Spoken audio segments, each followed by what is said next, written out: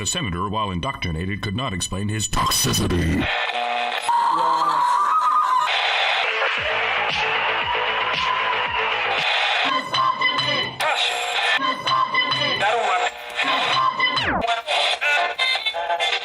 You should not listen to men's rights advocates if you want to know what they have to say.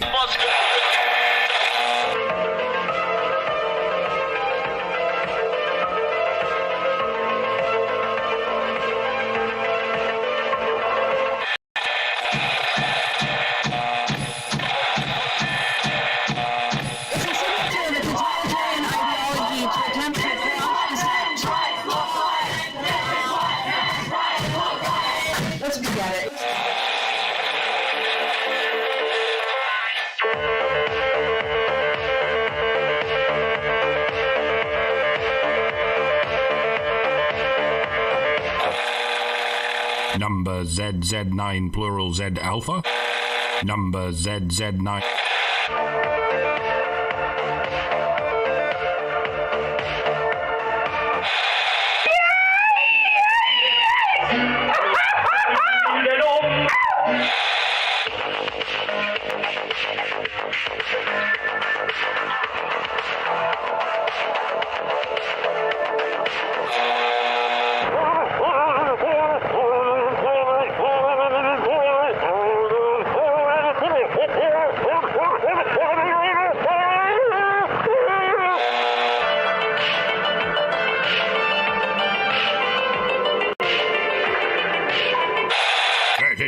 I've never seen such hideousness in all my life.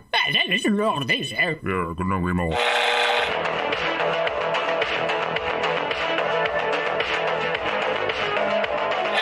Like a furry torpedo to the jugular. This is Honey Badger Radio. Radio with Buddy.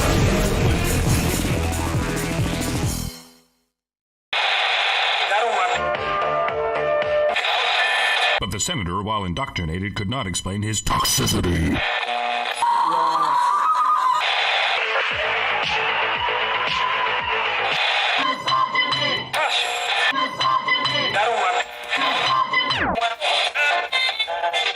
You should not listen to men's rights advocates if you want to know what they have to say.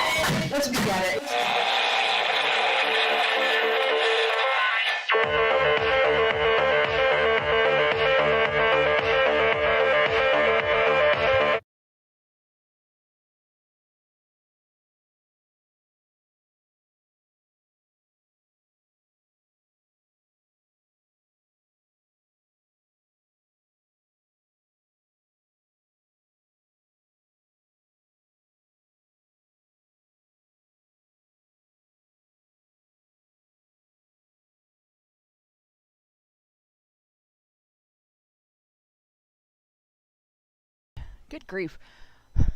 There we go. Hello and welcome to HBR Talk 324. Anti-suffragettes debunk no female power or influence claim. I'm your host, Hannah Wallen, here with the personification of perceptivity, Mike Stevenson, and nonsense annihilator, Lauren Brooks. And tonight, we're going to talk about feminism's paradoxical claims about girl power. And my stuff is still not showing in the window, so let me see if I can fix that, because it should be. It really should be, because it's showing the page. Like, I can't even unselect. Let's try this again. Maybe it's because I didn't have the page front and center.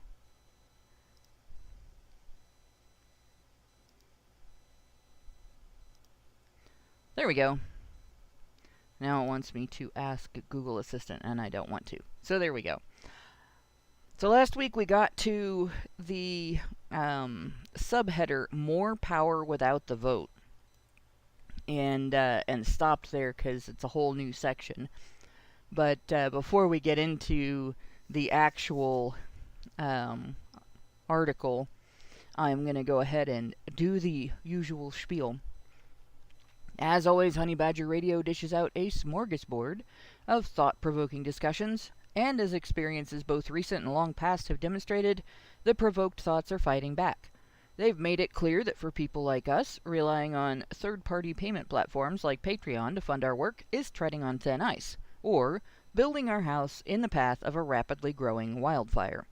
In light of this, we strongly encourage our supporters to switch at least their support for us to feedthebadger.com, the most stable way to help us out. And if you want to tip us directly instead of relying on any social media platform's tip jar, the link for that is feedthebadger.com/justthetip. And as always, the same risk applies to our social media platforms, which is why you should further provoke the thought police by tracking our thought-provoking discussions on honeybadgerbrigade.com, where you can find your way to all of our content as well as a link to feedthebadger.com in the drop-down menu at the top of the page.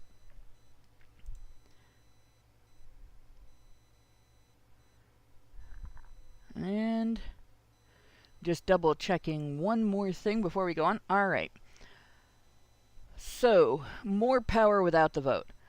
One of the things that we've dealt with during the, at least during the time that I've been sort of watching politics in general, and I think throughout the existence of the men's rights movement, is this ridiculous claim by feminists, and to a degree by women in general, that women just don't have any power or influence in society.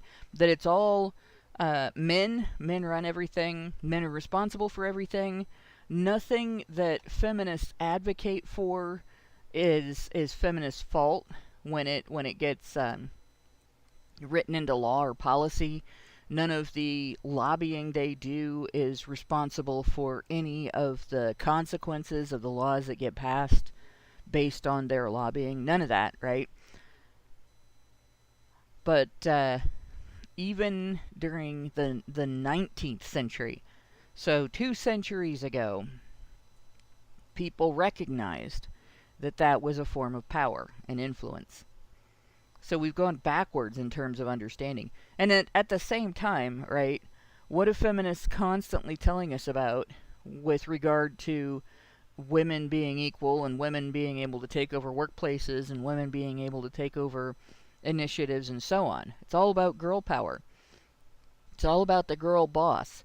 It's all about being able to go in and shake things up and get things done and somehow do it better and more effectively than men.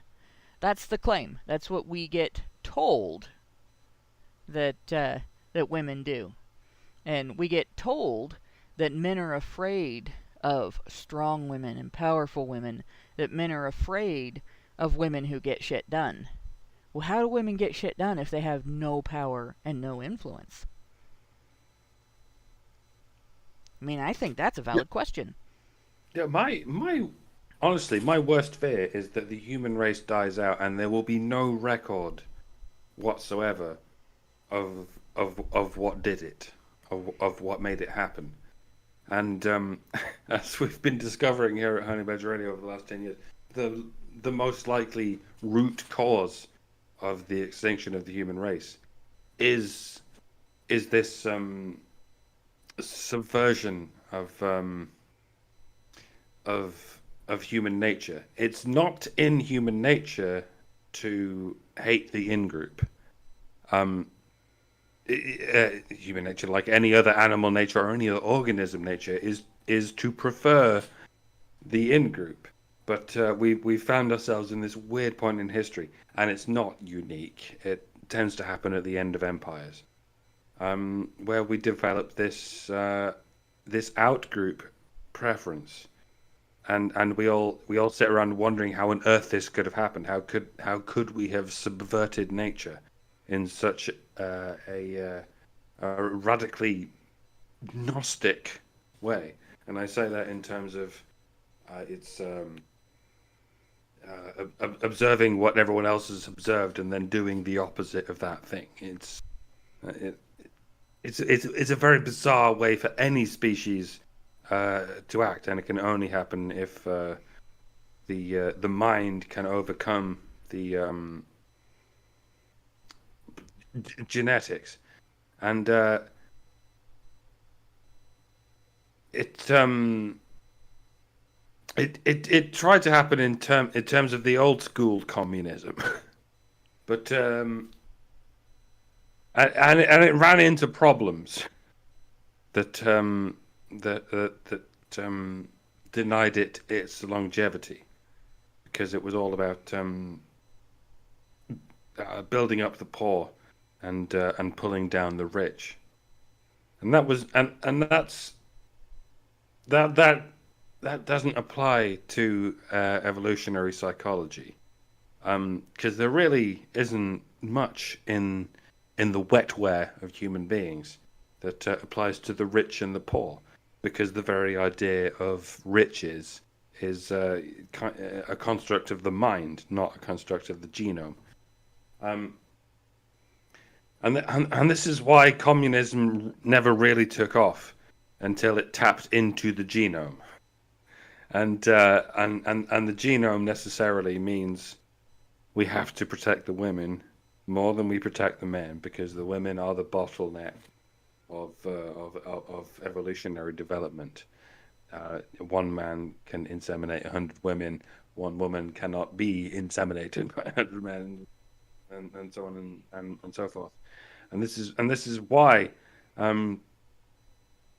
what we used to call communism is nothing compared to what we're experiencing today. When communism figured out that it can tap into the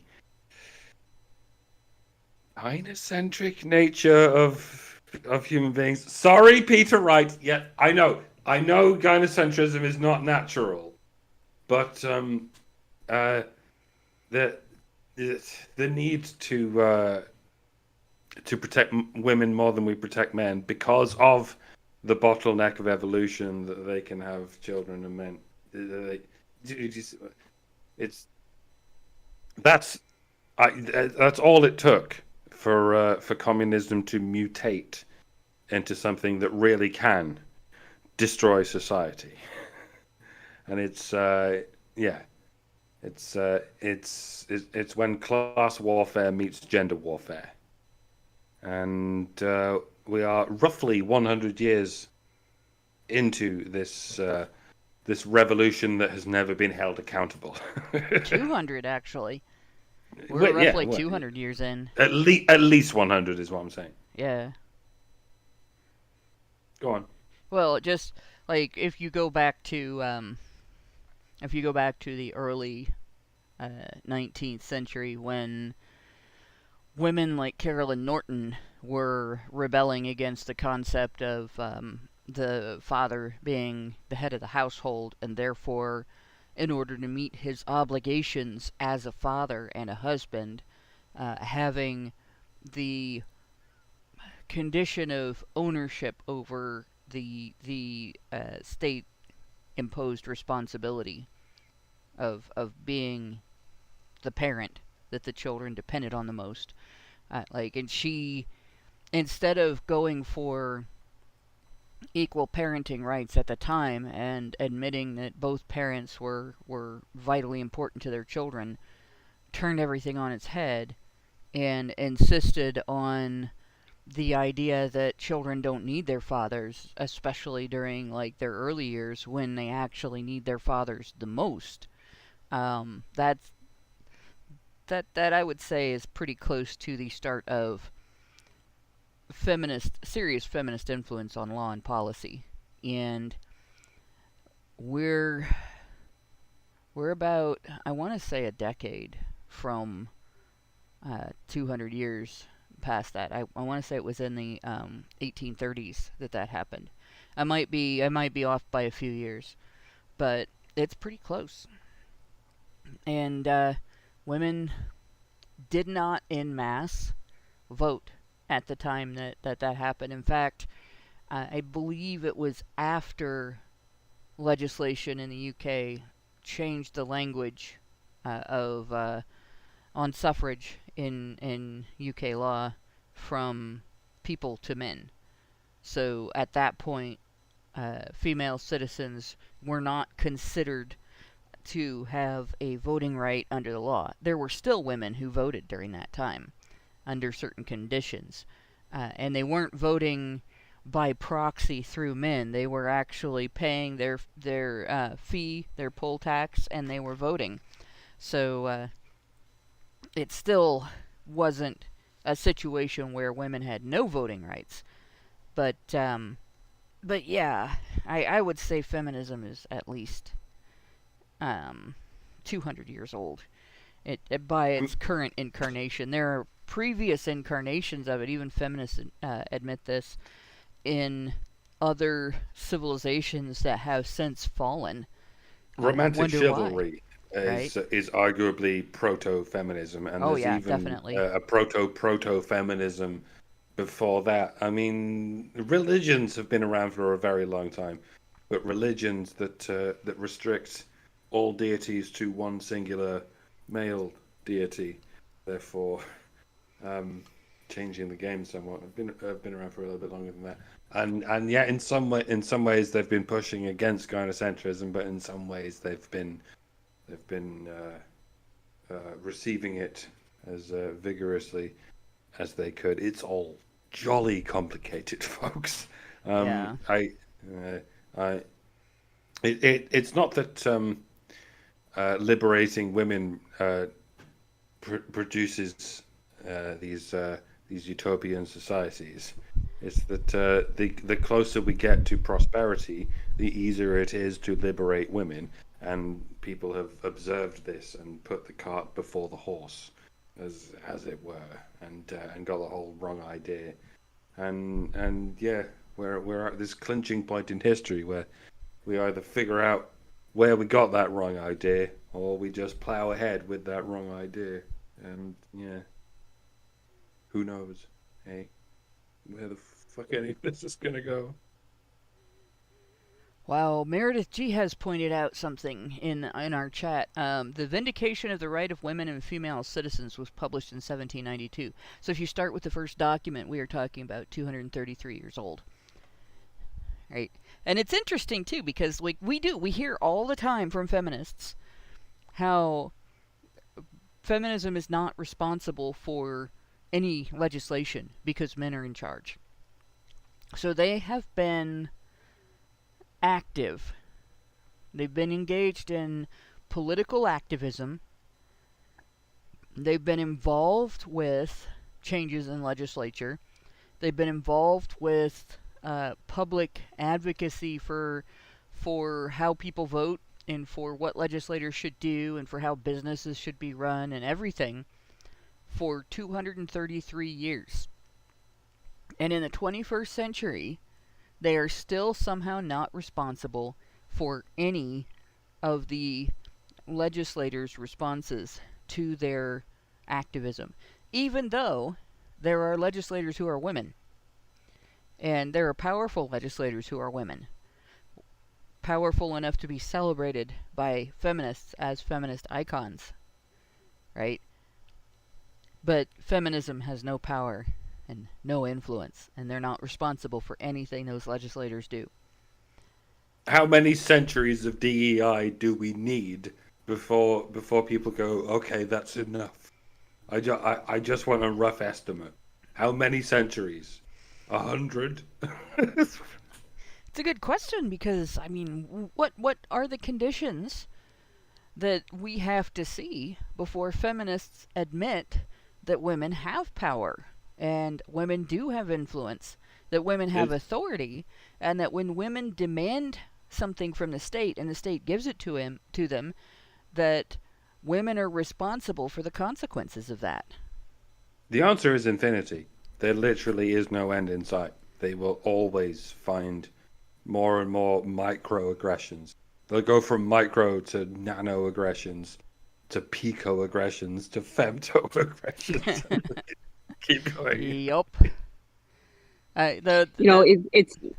It's almost like feminists are going around and committing a bunch of like murders and not wanting to leave their fingerprints on the scene. Meanwhile, your DNA is everywhere, bitch. Yeah. We see you. We got you. You did this. And now it's time for you to own up to it. But they'll never. It's fucking pipe dreams. And I always get this mental image talking to feminists and listening to feminists talk about female oppression and all the other claims that they make that are related to that claim of that women are oppressed, and especially in the first world, where women are legislators and women run for president, and you don't even have to be qualified for the job to get voted into it if you're a woman. You can actually just laugh your way into the White House, right? If you're a woman. No man could do that, but a woman can, because she's a woman, right?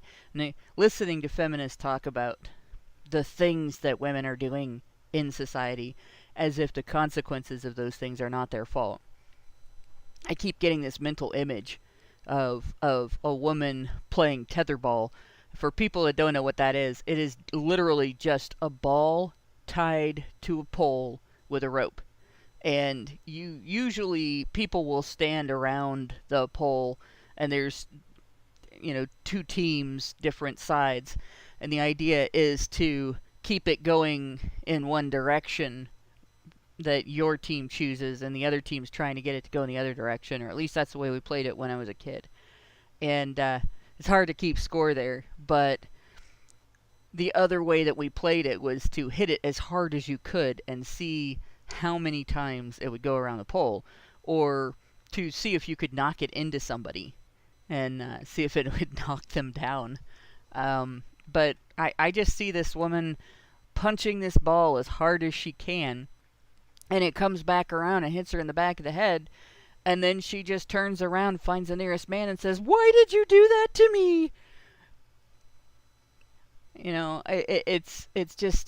It's that blatant that feminists make this claim. So with that in mind, let's look at what feminists in the 1800s, what women and anti-feminists, rather, in the 1800s had to say about this.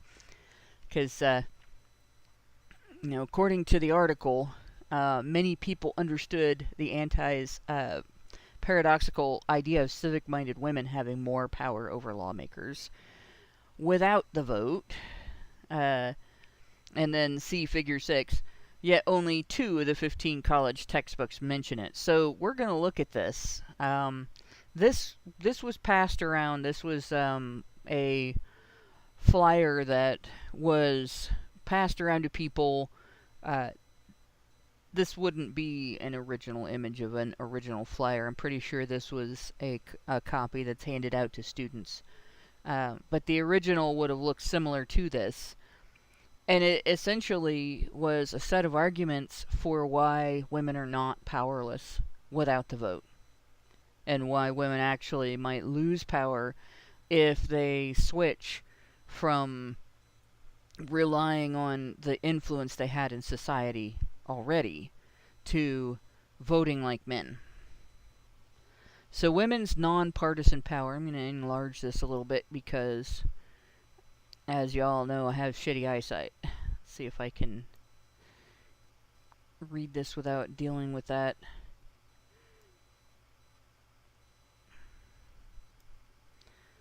That one little, and you can't get rid of this over here on the side. It doesn't go away for some reason. So, women's nonpartisan power without the ballot. Well-informed women who have the welfare of the state at heart are able to influence good legislation by creating an enlightened public opinion. So they understood about social influence and pressure campaigns. It's interesting that she would say, the writer of this would say, well-informed women who have the welfare of the state at heart. Because the welfare of the state doesn't really matter. It's the welfare of the people that matters. And in particular, the welfare of your own family, your community, and so on. But they realized that they had power over public opinion. Yeah. 100 years before they had complete and total power over public opinion. Yep, and they also realized that women do have a focus on the welfare of the state. That women are a force of preservation for the state, because women depend on the state. Women use the state, and therefore they do view the state as something valuable, and they do maintain a focus on the welfare of the state.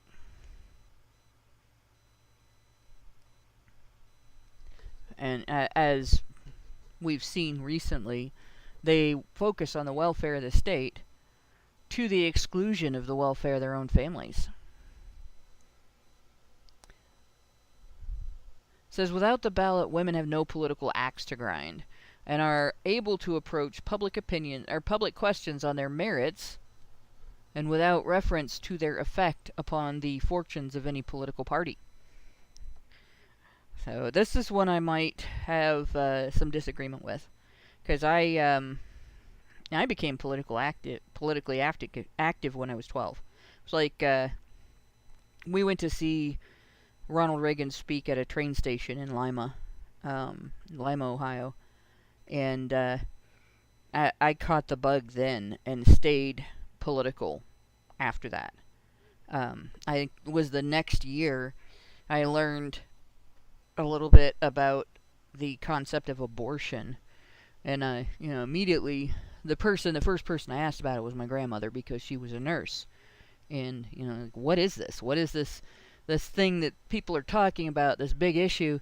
So she went through, and this is, you have to understand the progression of my point of view on this was, in the 4th grade, we started getting sex education. In the 5th grade, we started seeing pictures of what a zygote and an embryo, a fetus, what those looked like. And they weren't just all drawings. There are photographs of preserved miscarriages. So you can see babies in different stages, what they actually looked like. And that was all fascinating to me, simply because I was going to eventually, I knew even then that I wanted to make one of those one day, right? I knew even when I was 12, I wanted to grow up and be a mommy. And so I paid a lot of attention to that. And when Grandma explained to me what is done during an abortion, I did not have the filters that adults have of self-excusing from responsibility or from guilt for something because making the decision to do the right thing is too hard. I just had the basic biological information and an understanding of what constitutes a living organism, what constitutes a human organism, and so on. So from there on, I was anti-abortion. Right? That became like my first activism, and I don't know that it was so much a loyalty to party thing, but that's a very divided by party issue, and it definitely colored my opinion of various candidates for years. Like, I know the Democrat Party is very pro-abortion, and the Republican Party for years was very anti-abortion. And so you had a very stark division there, and it did determine who I thought would be good in office and who I thought would not be good in office for a long time. And until I came to the conclusion in adulthood that you have to change women's level of accountability to actually make any progress on that issue at all. And that's a much bigger difficulty. But a lot of women will have a political axe to grind. But they'll still be able to approach public questions on the merits of how they affect the home, the family, the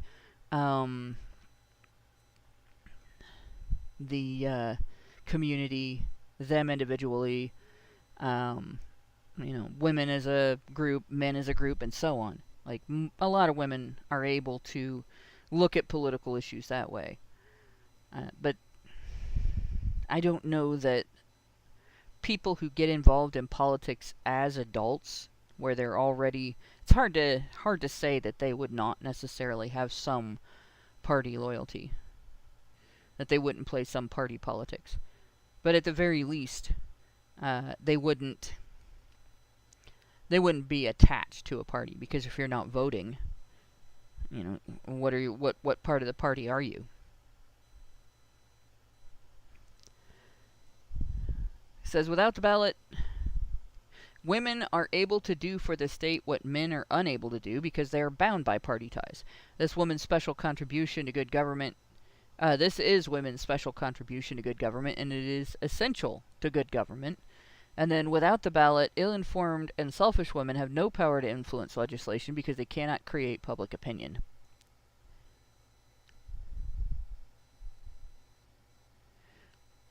And that's kind of a tough one, too, because you see organizations like the National Organization for Women. And I would argue that a lot of them are, even if they're not ill-informed, they're definitely selfish. But they do influence legislation.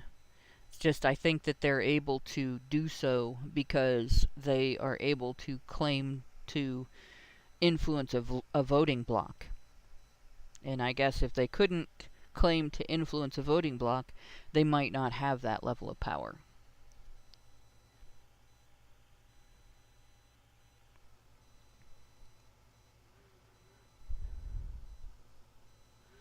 So she goes on, the writer goes on, with the ballot, the ill-informed and selfish women will have the same power to influence legislation through the ballot box as well-informed and public-spirited women.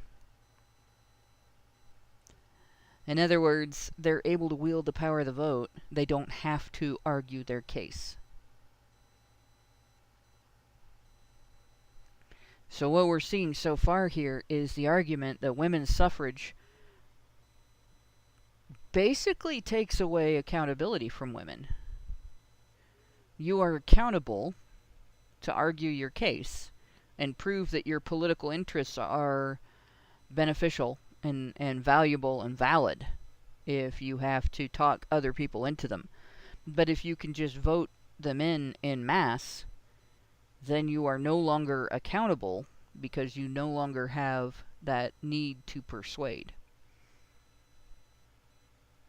And since, unlike men, women at that point were not police officers, they weren't firefighters, they weren't emergency medical personnel, they weren't soldiers, so they didn't have to back up law and policy with muscle. They didn't have to back up law and policy with personal risk. They didn't have to risk their health and safety or their lives. Men did. So if men voted for something that was detrimental to the health and safety of the people that had to back it up, well, that was men, right? And if men voted for something that was going to cost the taxpayers, that was also men. It still is today, right? Women still do not get drafted in the United States today. Only 14% of our military are women. Women are also only a small percentage of our police force and our firefighting forces. So if women vote something in, they vote some policy in that causes a great deal of conflict in the United States, or puts the military in conflict in another country, women do not really pay that price. Most of the women in the military are not in combat roles. Most of the people in the military in combat roles are men. Many, many women in the police force are not beat cops or street cops. They're working in offices. They're doing detective work. They're meter maids. Right? There are cops that walk a beat or drive a beat, but not so many of them are women. Right? And firefighters, the small percentage that are women, very much do not outweigh the majority that are men. So if you create conflict, like the conflict that we had during the so-called Summer of Love, for instance, whose lives were at risk from those fires?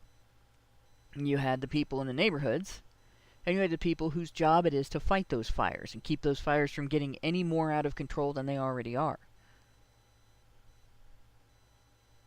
That was mostly men. When women put weak people in power, men suffer. When women put weak people in power, men pay with their taxes and their health and their safety and sometimes their lives.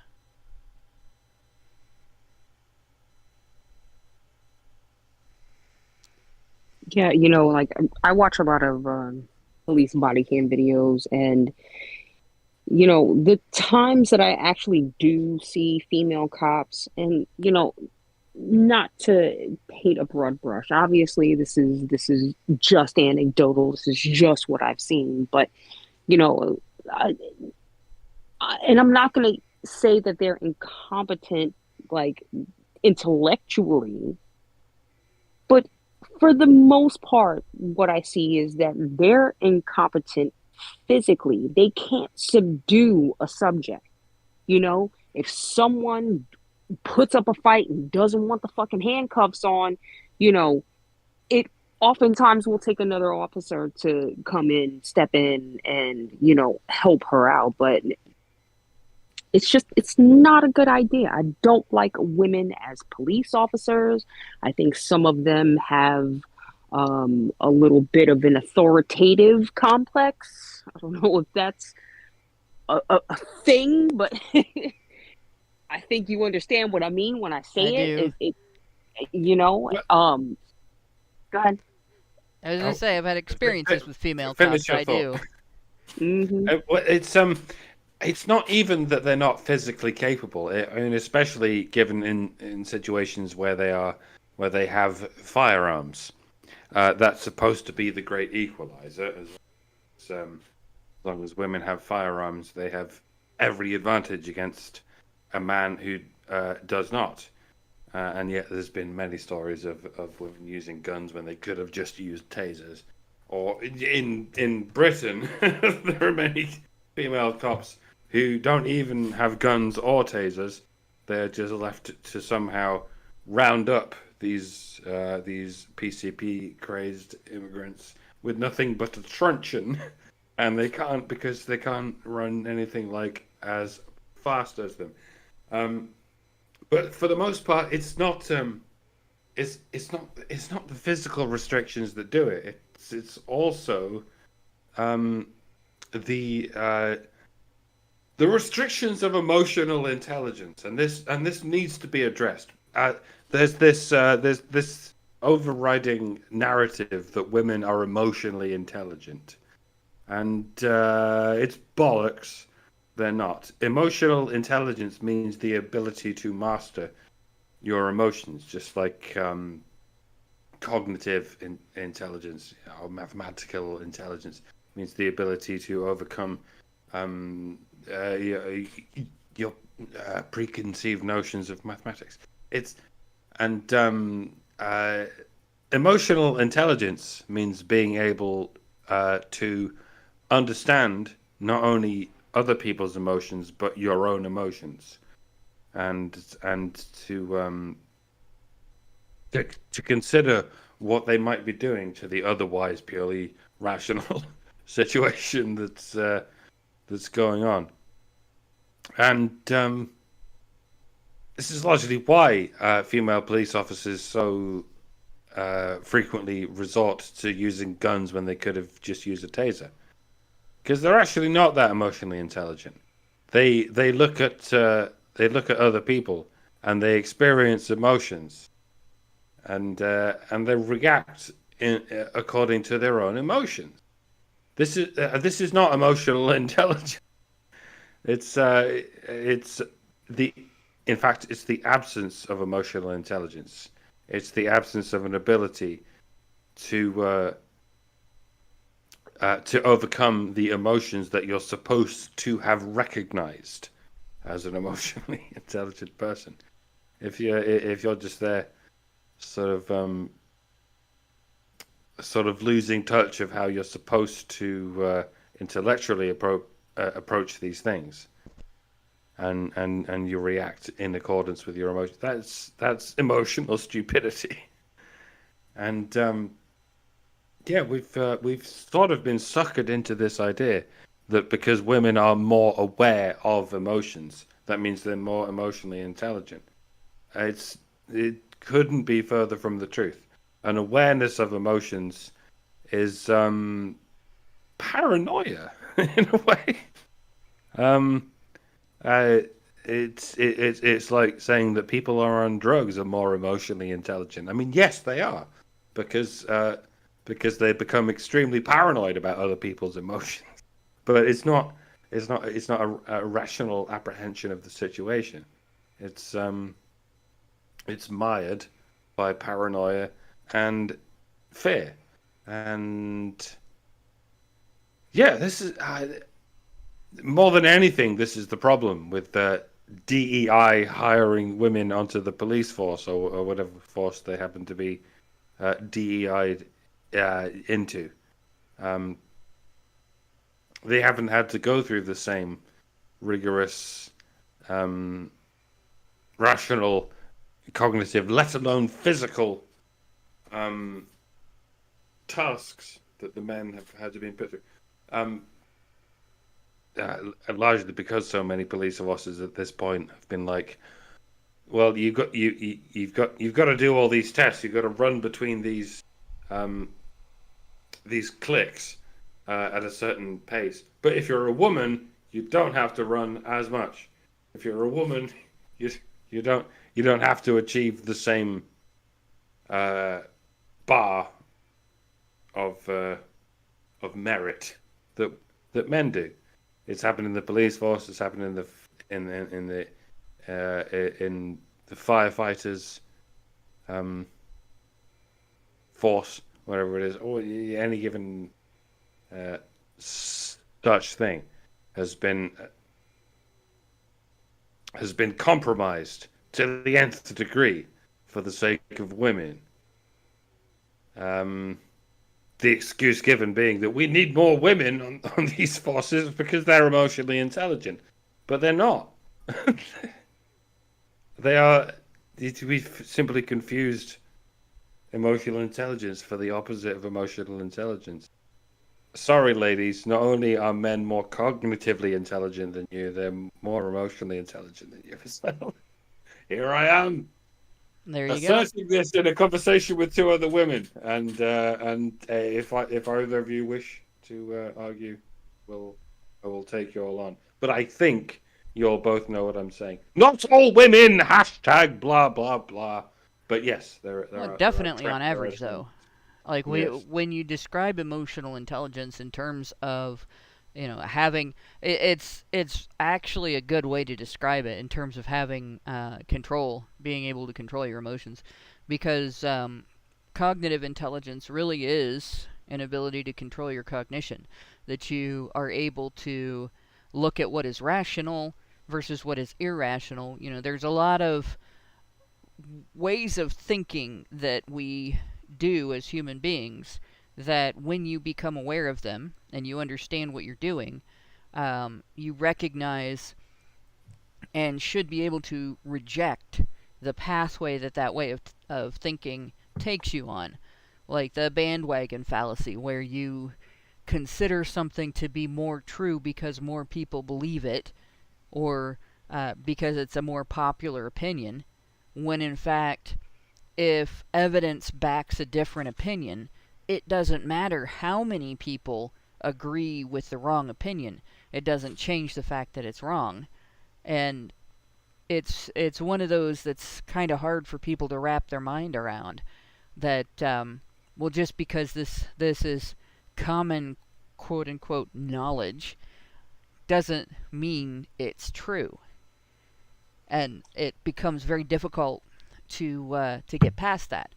And it takes a more intelligent person to set that aside and say, but what about this evidence? And how do we reconcile this evidence with what we believe? And if we can't, then maybe what we believe is wrong, right? The same thing is true about your emotions. And being a person who had to actually be educated in that due to roid rage from a bunch of steroids I was on for my asthma when I was growing up, I had to do that with anger. Am I mad because I'm always on my last nerve and any little thing can set it off? Or am I mad because there's a legitimate reason for me to be mad? And you have to be able to, again, set aside the impulse to just accept, oh, I'm mad for good reason and I'm going to act on it. You set that off to the side, and then you take a more well-rounded look at the circumstance under which your anger has been triggered, and say, all right, well, this is, how would I feel in the other person's shoes? What led up to this? Am I looking at this through a filter of being on my last nerve? Or am I looking at this through a filter of something has been done to me that is unjust or unfair or otherwise legitimizes this anger? And is it proportional? Somebody cuts you off on the highway. Sure, it's legitimate to be mad about that because they just put your life at risk. But you didn't die, and they're gone. It would be disproportional as a response to try to chase them down and get revenge. If you happen to have a dash cam and you happen to send that into the state patrol, like, that's not maybe disproportionate response, but it's an awful lot of effort for something that is a common problem.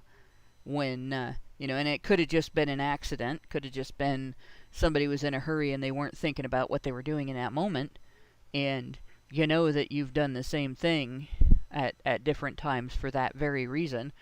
So you let it slide, right? As in terms of emotional intelligence, I run into a lot of knee-jerk reactions, both by women and on behalf of women, and I've noticed that not only, on average, is women's capacity for setting their reaction aside in the moment and examining the situation without the filter of their ego or their mood prior to the situation, their preconceived notions and so on, and actually just looking, considering the other person's perspective, considering the consequences, considering the implications outside of an emotional context before deciding how to react emotionally. And I noticed that not only are women on average less capable of that than men, but I've also noticed that when it comes to men's responses to discussion about women's issues, gynocentric men in particular are less emotionally intelligent in that moment than men who have already figured out gynocentrism is bullshit. And I just recently experienced that in discussion about the alleged misogyny of some public figures that aren't necessarily representative of the men's rights movement, but they are big name talking heads, like people that talk about things that other people are listening en masse to them discuss them. And the objection to just the statement that women shouldn't vote it has an amazing effect. Like, I just recently had 2 or 3 guys shout me down in a conversation rather than having an intellectual discussion about this, and then make it a gender issue when I pointed out that the fact that they were shouting me down instead of talking calmly about the subject indicated that they were reacting emotionally rather than intellectually. Like, that happens throughout the entire conversation. That only happened with regard to a gynocentric issue. So there is something about women and gynocentrism that in and of itself subtracts emotional intelligence from everybody in the conversation. And it probably, I would say, traces back to the fact that women in general do not have that level of control. And they make appeals to emotion their main means of arguing and debate.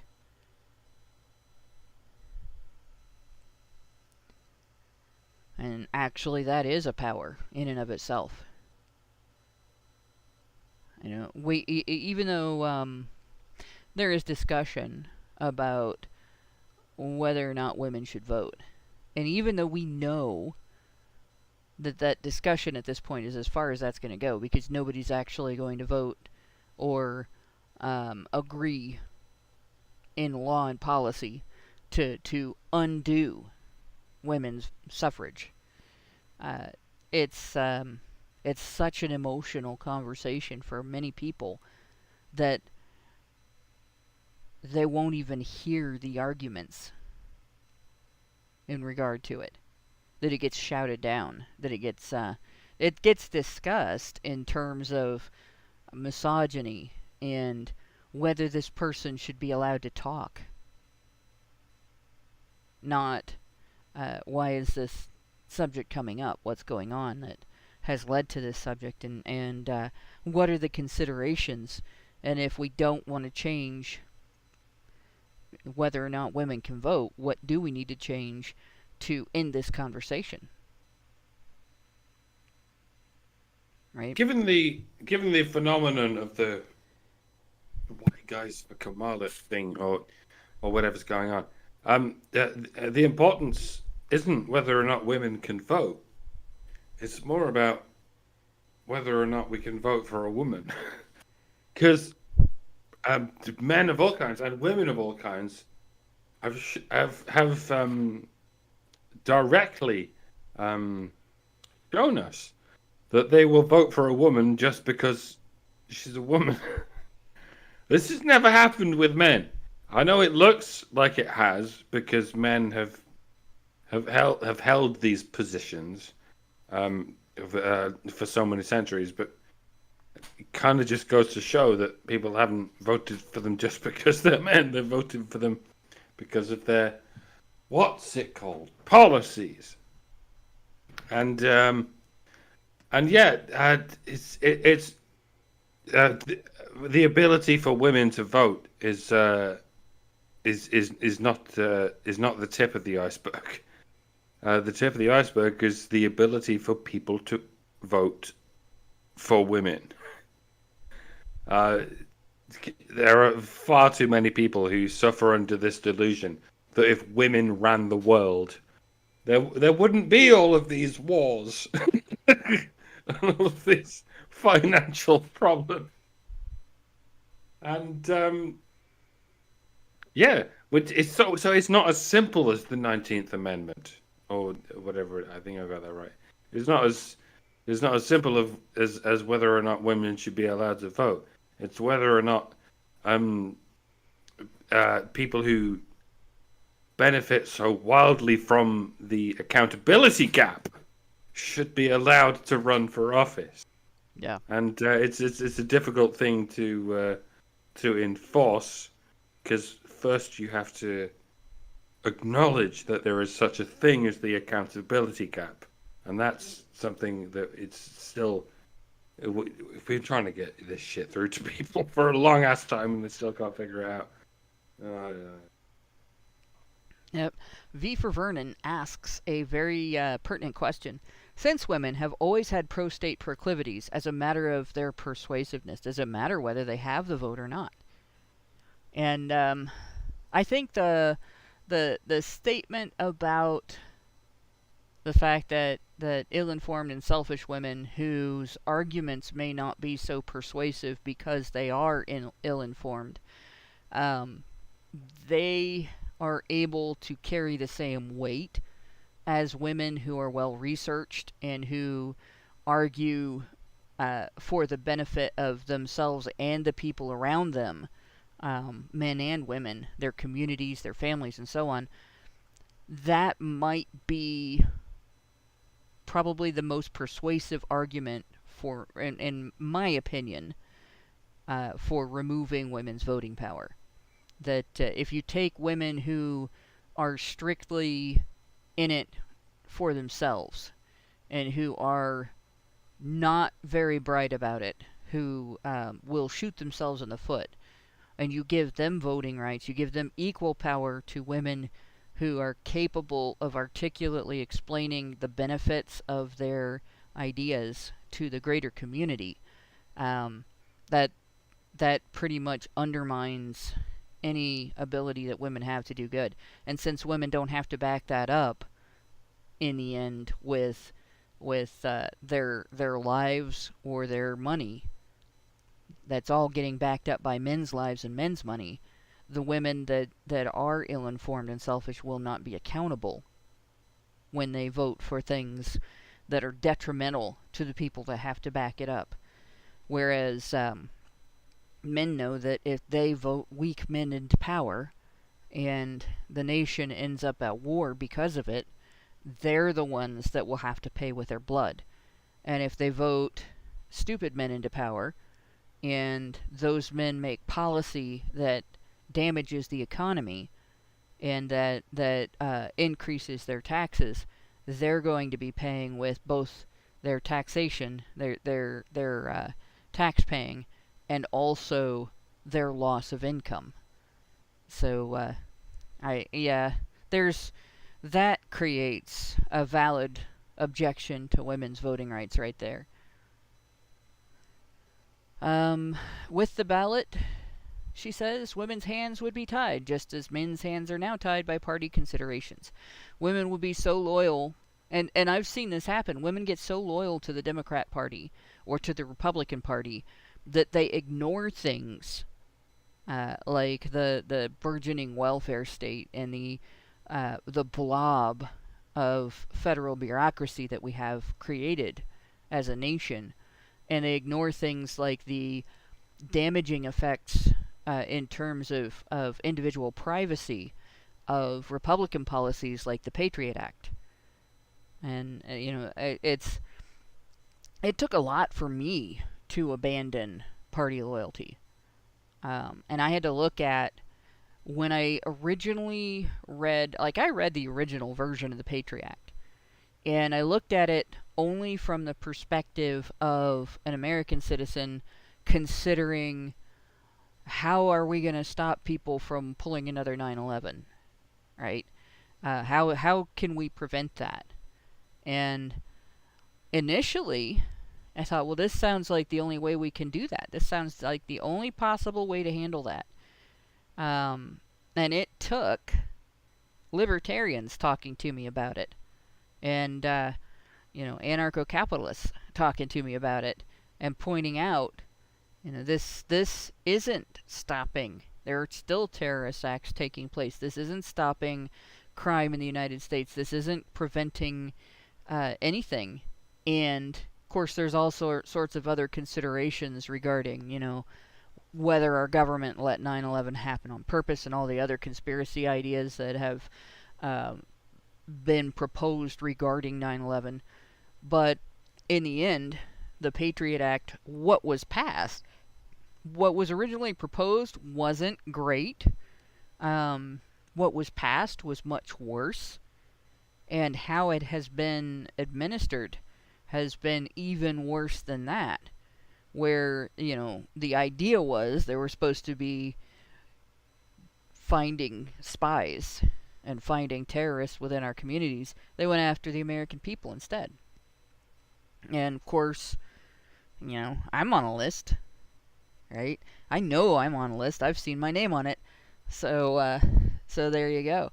I'm on more than one. I think we're all on some lists. Well, our organization is on a list. So yeah, we are on. But some of us are named on that list individually as well. So it's there's consequences. And I mean, I supported both Bushes when they ran for president. And if looking back, it's not like the Democrat candidates were better. It would have been better to have a third party candidate win at both of those times. But I think a lot of us were naive back then. Generation X, a lot of us were very naive about that. And I think that there were more of us who were women that were fully naive about that.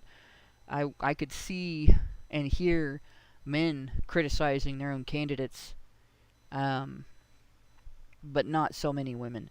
And women got really heated about answering criticism, and they would get personal. It's quite interesting.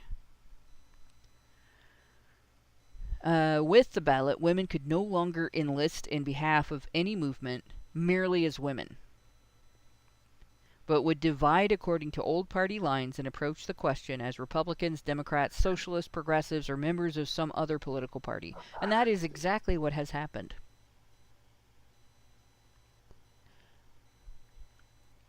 And we still have women's issues, right? Support this because women's issues. Don't do this because of misogyny. Or if you don't do this, you're a misogynist. But it does run along party lines. So allegations of misogyny are used to silence criticism of abortion. But allegations of misogyny are also used to criticize abortion.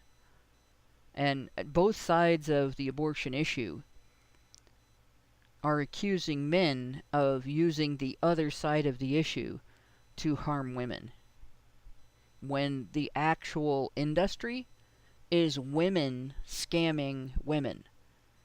The abortion industry is run by women. Women profit from it. It is mostly populated by women. The majority of workers in the abortion industry are women. And the users of the abortion industry are all women. So there is no male oppression involved there. Men are not imposing this on women. Yeah, there's no abortion patriarchy, right? And at the other end of it, women are the primary objectors to abortion. And women are the ones who decide not to abort. The only ones who can. Yep. And if you look at organizations that support women who decide not to abort, those are mostly run by women. The volunteers are mostly women who assist in crisis pregnancy centers and organizations that help women find jobs after a crisis pregnancy and so on. Those are, you walk in there, you do not usually see a male face anywhere. It's almost all women. If you do see a male face, it's on a head that underneath is a pile of boxes with a guy's arms around him doing the heavy work, right? These are all the clothes people donated. This is all the food people donated. This is all the learning material people donated. You don't necessarily see a whole lot of men in there telling women what to do or giving women any kind of advice. That's all from women. Some of the men might do the legwork in helping find jobs for the women. That's it. It's all if you look at the head of the organization, the people who make policy in those organizations, it's all women. But, you know, abortion advocates treat them as an attack on women. And pro-lifers treat abortion as an attack on women by men. And it's all political. It's all political sides. If they didn't have a political party to identify with it, if they didn't have a political divide to identify with it, and they actually just looked at the issue itself from the perspective of what is the ideal outcome for women, and how can we help women march their way from hello in a relationship to that ideal outcome, none of this discussion would be happening in regard to abortion that takes place now. So according to this, women's suffrage would lessen the power of well-informed, public-spirited women and increase the power of ill-informed women whose public ideas are not what they ought to be. And this was issued by Women's Anti-Suffrage Association in Massachusetts.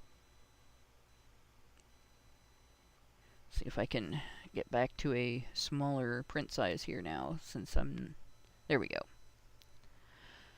So, the caption underneath this has an interesting way of putting it. People understood the distinction between influencing lawmakers by nonpartisan means, as the women's clubs did, and entering the disreputable world of partisan politics, as the suffragists preferred. There is a common misconception that the antis thought a woman's place was strictly in the home. From an anti-suffrage scrapbook circa 1915, courtesy of the New York Public Library. So this idea that women had no influence and no power, the anti-suffragettes didn't believe that for a minute, right? Women were influencing politics by banding together just as women, without bringing in party into it, without bringing any kind of party alignment in regard to political issues into it, and contacting their legislators and making public statements and pushing on the Overton window. Takes a lot of muscle to move that window, and they were flexing, and they were quite capable of achieving their goals.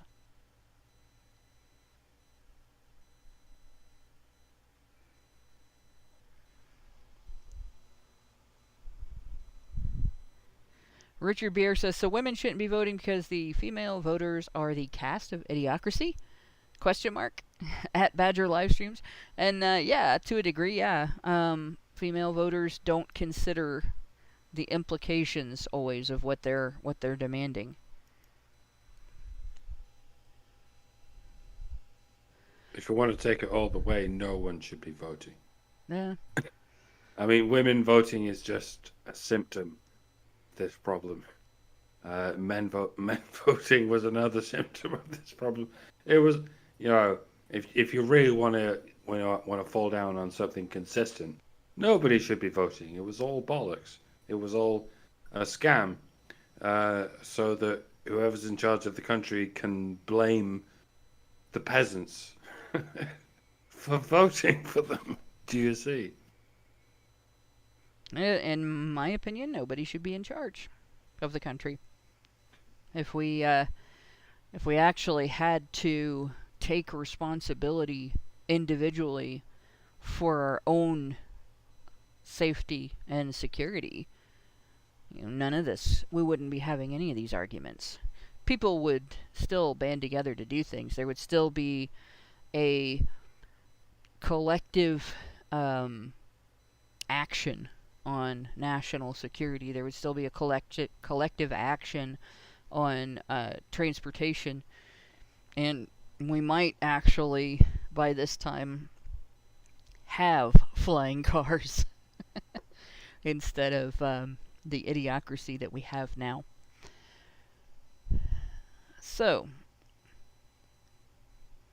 of the two college textbooks that mention this, one early believer in the idea Oh, it doesn't. It is not related. Okay, one early believer in the idea was anti-suffragist Catherine Beecher, who from the 1840s worked to open the teaching profession to women.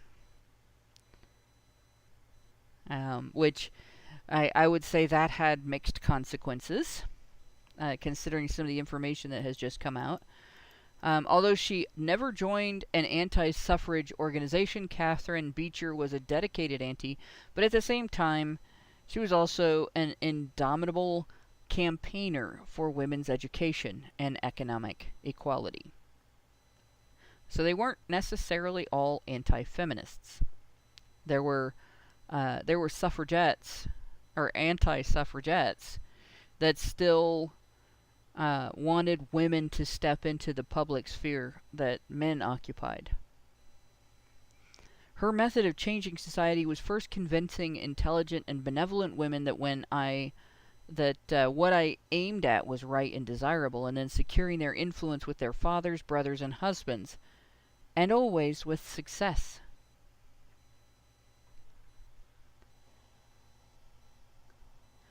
So in other words, she had quite a bit of influence.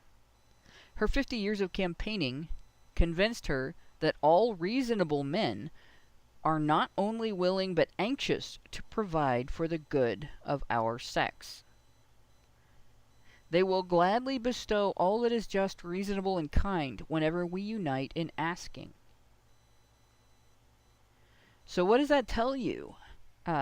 What her observations were of what happens when women collectively ask or advocate for something. That she was acknowledging gynocentrism right there. That men... They knew they had political power all along. But they developed the art of pretending they didn't, which they have now perfected. Yeah. They knew that men cared about women, that if women said they needed something, that if women's voices were raised together to say that they needed something, that men would give it to them. The idea of women uniting for the common good rather than dividing among party lines, as men did, was a major theme of the women antis. In Catherine Beecher's view, using moral persuasion was quicker than using political methods, and it created less conflict. Antis pointed to the profound anti-slavery influence of Uncle Tom's Cabin, written by Catherine's younger sister, Harriet Beecher Stowe, as proof that some women already had tremendous potential to improve society by moral persuasion without the vote.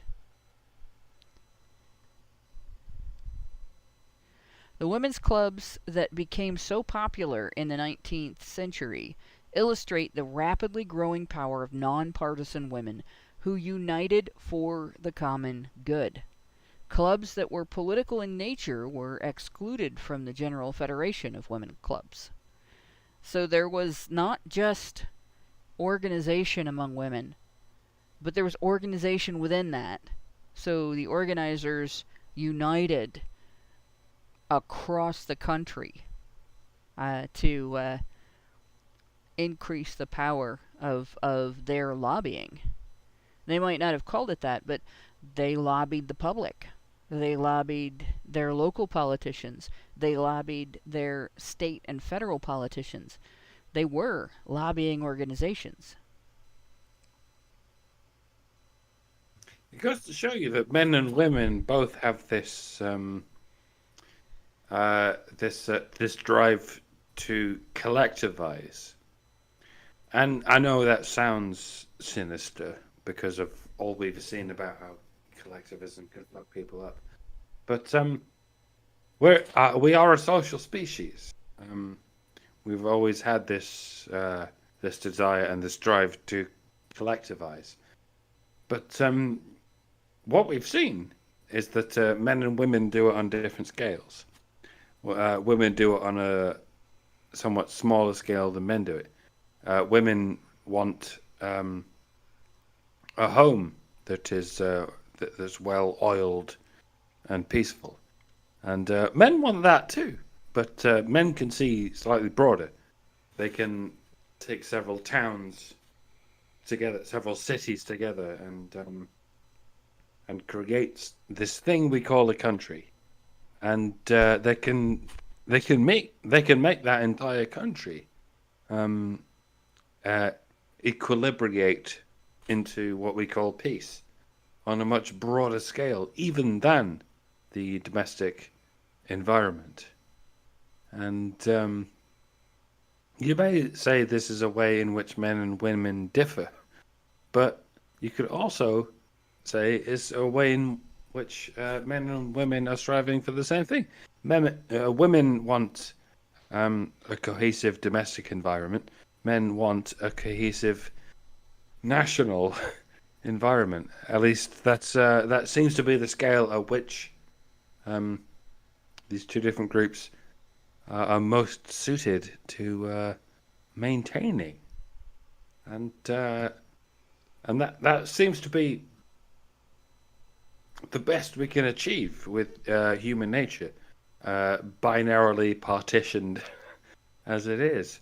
That women can look after the domestic environment while men can look after the national environment. And it's no surprise that the idea of nationalism is being demonized, while the realm in which women are in charge is being prioritized. And for all I've said about oikophobia, the oikon is under the charge of women, as has been assured by the layer above that, which is the government. And it's easy to see why people think that's men's fault. That's because they haven't considered the possibility that the level of nationalism that the men strive for has been reduced to the level of individual feels by women. And yeah, there's a reason that the ancient Greeks managed to pull this off for thousands of years. There's a reason the ancient Romans managed to pull this off for like roughly 1,000 years. So because they were able to simply acknowledge and appreciate that men and women are different and they're suited to different things. Women are suited to the domestic environment, and men are suited to the. I guess that's where it becomes complicated, because you have to think of different way of framing that which exists beyond the domestic environment, and maybe we're not evolutionarily suited to quite understand anything beyond the domestic environment. Which makes sense, because in caveman days, it literally was just a cave, and all that. But again, it's ironic that people who call themselves progressive are not all that interested in the ways in which men can progress society, in the ways men have progressed society over the last 100,000 years or so. From the point of living in caves and having a sweet and lovely domestic environment in which we somehow get all the crops and all the animals we need. Sorry, let's saw away the animals. We just need crops. What needs to be vegan? That's another female thing. It's yeah, there's always this balance to be found between the collectivism of women and the collectivism of men. They're both present and at different scales. and the individualism of women and the individualism of men. I know it sounds weird that there could be two different kinds of individualism, but yeah, there are. It's female individualism and male individualism. I guess the female one is a bit more emotional and the male one is a bit more cognitive. Again, there's no reason that these two things can't coexist. In fact, they have coexisted for hundreds of thousands of years. It's worked perfectly well until recently, because we've got so big for our boots. It shouldn't be a surprise to anyone that it's so fucking difficult to keep this complex together. And yeah, if you're to randomly predict these things, then you'll find yourself on a black pill one day and a white pill the other day, because we're in completely uncharted territory at this point. We've been in completely uncharted territory for 100 years or more. Yeah, I'd say since the start of the industrial age, because really that is what changed what relationship men and women had in their division of labor. And you had historically, before mass production of anything existed, you had craftsmen who made things and sold them, and it was usually a family business where the domestic duties may have been mostly done by the wife, but even the heavier domestic duties, if they had animals, which most people did have at least some, those might have been done by the husband or the oldest son, oldest daughter, especially as the wife aged. You'd see more of the heavy work getting done by the kids. And the whole family would be involved in the business. So if the husband made shoes, the whole family was involved in the acquisition of supplies and the storage of those supplies, the process of shoemaking, the processes involved. If that involved tanning in the hides instead of going to a tanner to get it done, and so on. Like, you had a whole spectrum of tasks that were done in the home or in an attached business or in other people's homes. And there have always been circumstances where people went to work for other people. I shouldn't say always, because obviously in the caveman days there might not have been. But as long as there has been such a thing as currency and trade, there have been domestic employees who did housework for people of means so that they could focus on what made them more money, whether it was transporting goods or creating art and literature or whatever they were doing that made them wealthy.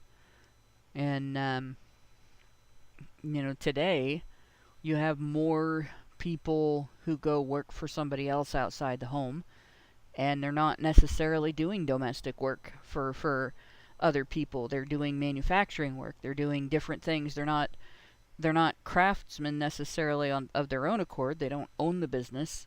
They don't take the economic risk of owning the business. They work for somebody else, and the fruits of their labor belong to their employer. And so it makes a big difference. Their kids aren't involved, right? Their partner is not involved. They just do their job. And it changes the dynamics of the home, because there's not a team effort specifically for a business. And it changes the dynamics of the community, because it's not made up of a bunch of individual economic environments, like the individual home environment being an individual economic environment, it is still, to a degree, like you still have, everybody has their household budget, but it's not the same, it doesn't have the same money cycle as a home that is a small business within a community full of homes that are small businesses would have. It makes a big difference. And it changes the way that people interact with their community, and it changes the way that people interact with their political landscape within their community. And you have a whole different outlook, especially now, after years and years after we've changed children's relationship to work, right? Child labor laws dramatically changed that. And it's one thing to say, you should be sending kids to a factory where they might get injured to work. But it's wholly another to say that your family business should not be your child's internship. That your child shouldn't grow up learning the family business from day one. My dad put a camera in my hands when I was 2 years old. It wasn't a professional camera, but I started my training as a photographer before I started learning how to read and write. I didn't know my alphabet yet. I learned to, if I'm photographing people, try to get them so that they're facing into the picture, if they're in profile instead of out of the picture, before I learned how to write a paragraph about why that's important in composition. Right? And I learned how to focus the camera by lining up in a little tiny circle the edges of an object that were offset from each other if the picture was going to be out of focus. Right? Before I learned, how to take out a piece of paper and color inside the lines of an image. There's nothing wrong with that. I got paid for my first professional photograph at the age of 7. I was incredibly proud of that money. It was probably the biggest ego boost I had during my childhood. That I just had my camera with me. My parents had taken me to a wedding, and there was another little girl there, and I was just a little girl photographing another little girl because I liked her dress. And she was pleased as punch that I liked her dress, and her expression because of that was fabulous. And it was a great picture. I used the rules of composition that I had learned, and it was my first really successful portrait. And it was just the biggest deal to me that they put that in the wedding book, and they paid me money because they put that picture in the wedding book. And they did that so that I would know that I had done a job, and I'd done a good job, and want to do that throughout my life, right? And kids lose that now because they don't have a legal right to work. I wasn't taken there that night to work. I was just taken there that night to enjoy the reception and sort of see what they did, and to not pay a babysitter, because maybe there wasn't one available at that time. But you don't see a lot of kids getting that if they don't grow up on a farm. Richard Bier says, you were given a camera as a bribe to keep you from trying to steal your baby brother another time. Well, that didn't work. I did try to steal him a few times. My baby! But you have to understand, he was the most adorable little kid ever born. So, and he grew up to be a great brother. So there you go. But in any case, like that today is abnormal. Even in the 70s when I did that was, if you didn't grow up on a farm and your parents were not farmers, it was kind of abnormal. There were a few kids I went to school with who were part of family businesses. But you really, you really don't have an opportunity to learn the value of work as a kid, even in families, because the state interferes. You end up, you can't get any kind of job until you're like 16 years old and in high school and really need to be focusing on your studies. It's really not a good thing, right?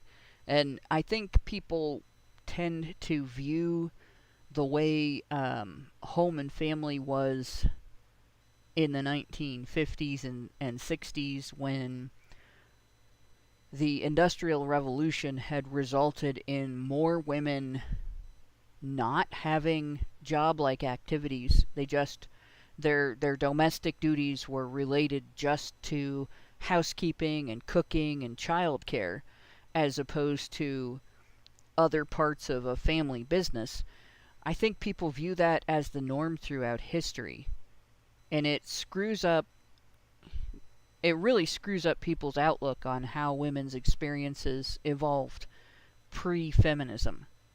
Because feminism sort of came along at a point when the Industrial Revolution began making housework and childcare easier, and also began eliminating women's roles in business, like women's obligations in terms of family business.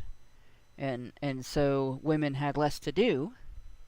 They had less responsibility to fulfill and more time to bitch, and they did. Right? And I think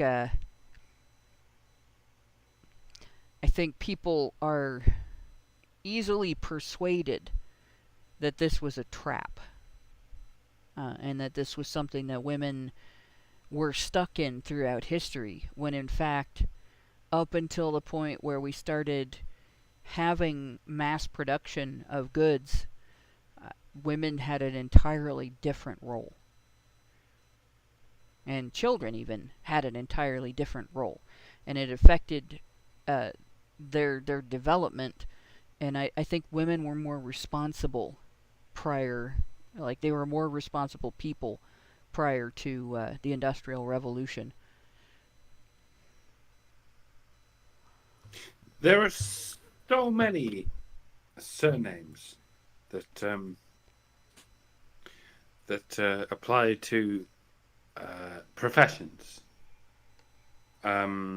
such as archer, barber, bowman, brewer, butler, carpenter, carver, cook, draper. You'll notice I'm doing vertical order. Farmer, fisher, forester, fowler, gardener, hunter, mason, miller, piper, potter, saddler, shepherd, shoemaker, skinner, tanner, tailor, weaver, and wheeler. Now, it seems alien to us that you would have an identity that refers to what you do. Least of all, what your family does. And it shouldn't be so odd, because this is literally how it worked for the vast majority of history. There's a reason so many people's surname pertains to a craft.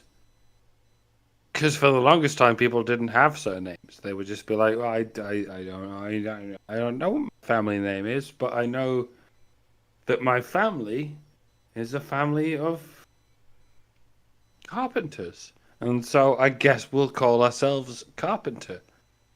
And it's, or King.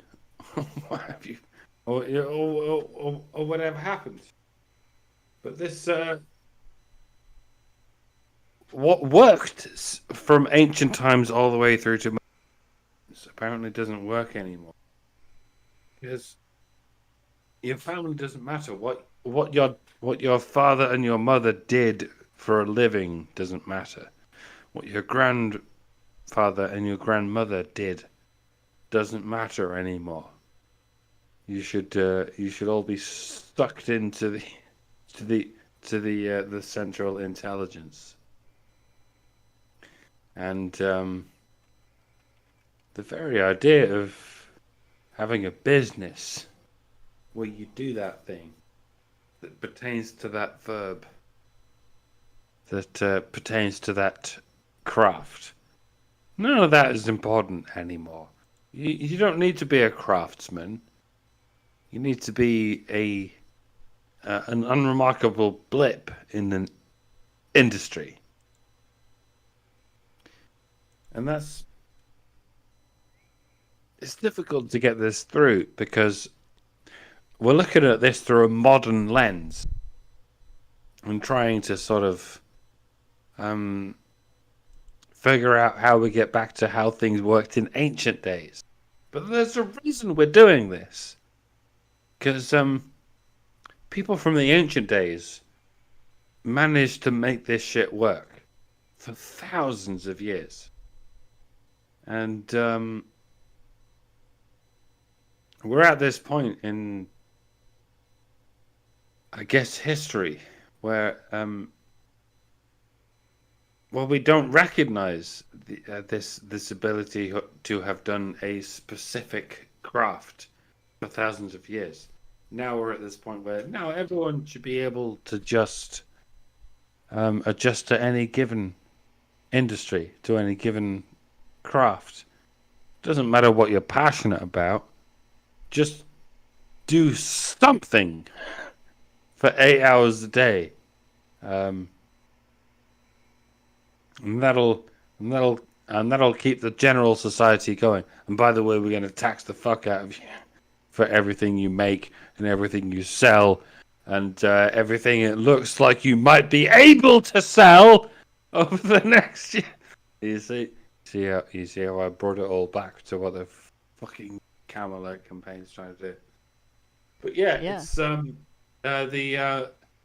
for almost all of human history, everything has been foundationed on the ability of families to form family businesses, and they've been able to keep everything ticking along while also figuring out new ways to do things. I know we like to think that all of this comes down to some genius like Leonardo da Vinci at some point in history, and he suddenly figures out this mad way to do a new thing. But no, it's not like that. It's a slow grind of many families in many cities all over the world, grinding away at these crafts. That's where these innovations come from. The fact that there's so many people working on their own craft, and this comes from the oikos. I know that's a word that's been lost since ancient Greek times, but it shouldn't be, because it should all be about the oikos. It doesn't just mean family. Oikos means family and family home and family business. All three were one and the same in ancient Greek times. It's much like the takeaways that you get that sell you pizzas and tacos and falafel. They're all over the West these days. Family businesses that are mostly selling you food and stuff, but they develop from that, and that's a good thing. That works in Europe and America. If you have the drive to do what it takes to feed 100 people a day, then you can do that. You can serve people with whatever you want to serve them with, as long as it's allowed. And so there is something to be said for multicultural when it comes to creativity. We're all interested in what you can do creatively. And that only takes a small handful of people over the course of several years. It doesn't take several million people over the course of several years. Wait, is this still the main show? Am I allowed to say this? Yeah, Yeah. sorry. Yeah, I'm allowed still to in. But it I'm still still in takes- America. I'm allowed to say all of this. It takes meritocracy, obviously. Yes. And that's the thing that government's pretty good at getting in the way of, right? You see meritocracy, and you see improvements in the level of knowledge and even the level of craftsmanship within society. You see meritocracy providing a pathway for things to become more precise, for things to become more sanitized, for things to become, for complicated tasks to become more accessible to people, and so on. But when government gets in the way of it, it slows it way down, right? It takes away from people's brilliance. But in any case, this gets us right back into the fact that fitting into that was women's ability as members of the household who were not they didn't take point on any of it, right? They may have taken point on making sure people were fed, making sure the home environment was tidy so that it was safe, and making sure that people were cared for. If somebody was ill, that they got treatment, making sure the children were cared for, and so on, and seeing to the education of their children. But they didn't take point on the business end of it. And so they were able to take their time away from the business end of it to influence public opinion, right? And to influence the opinion of people in public service. And when women in the modern era, when women take point on breadwinning, because we no longer have a system of mostly family businesses in an environment where every household is a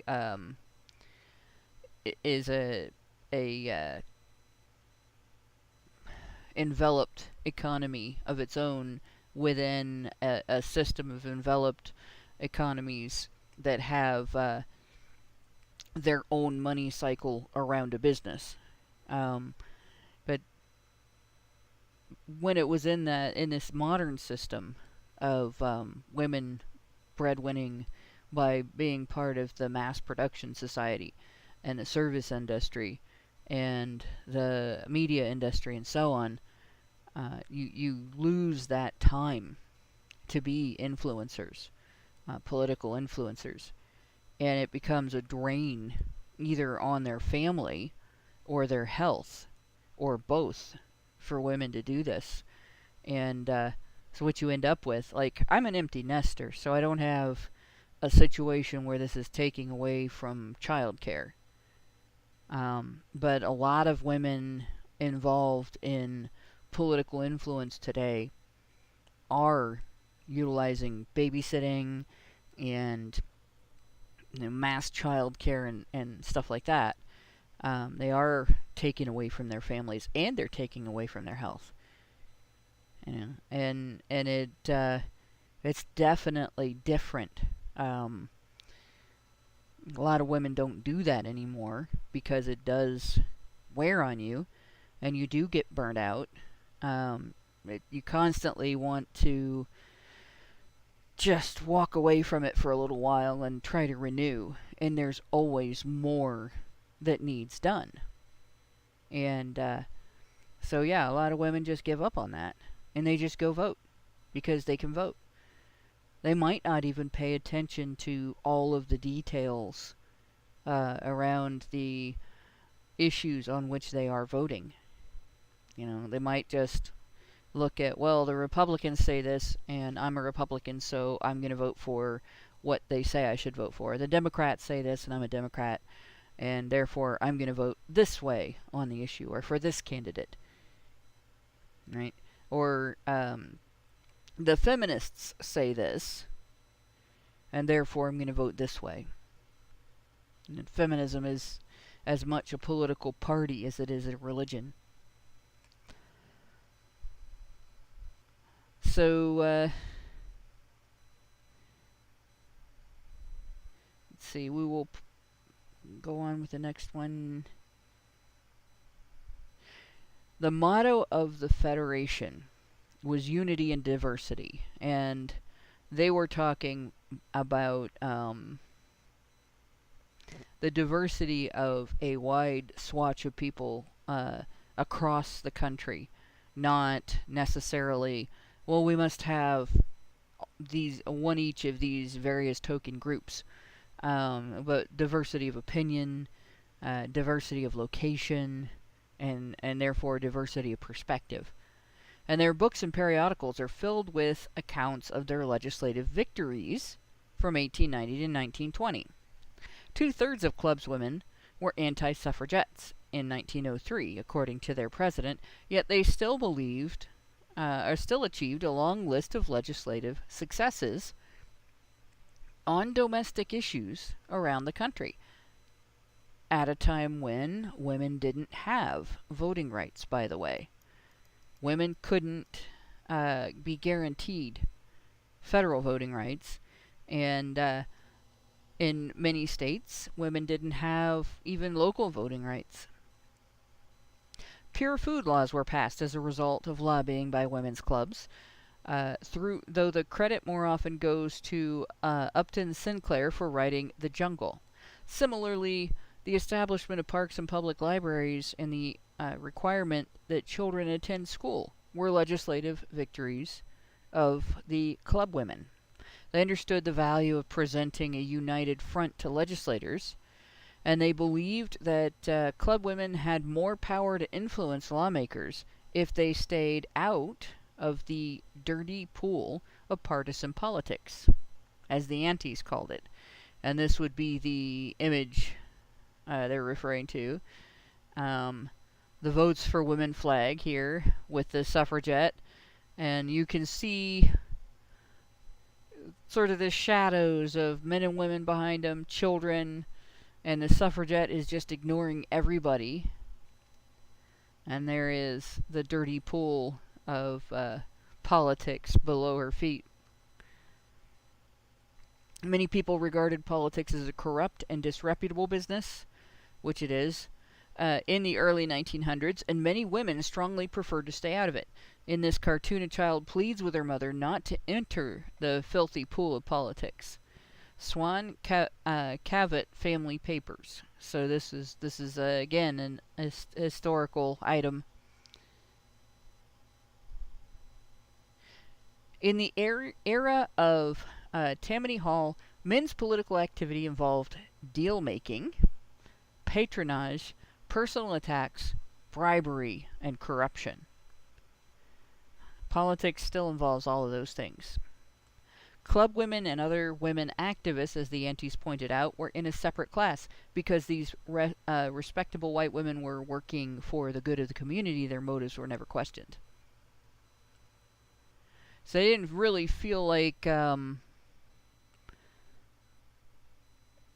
if you were involved in partisan politics, you would be as pure of motive as if you were involved in a club full of women that were simply lobbying.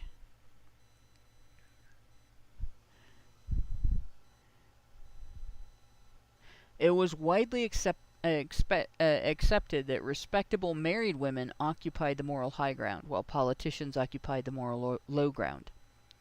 So essentially, because of the public perspective, these women had the power to, in contact with politicians, speak from above.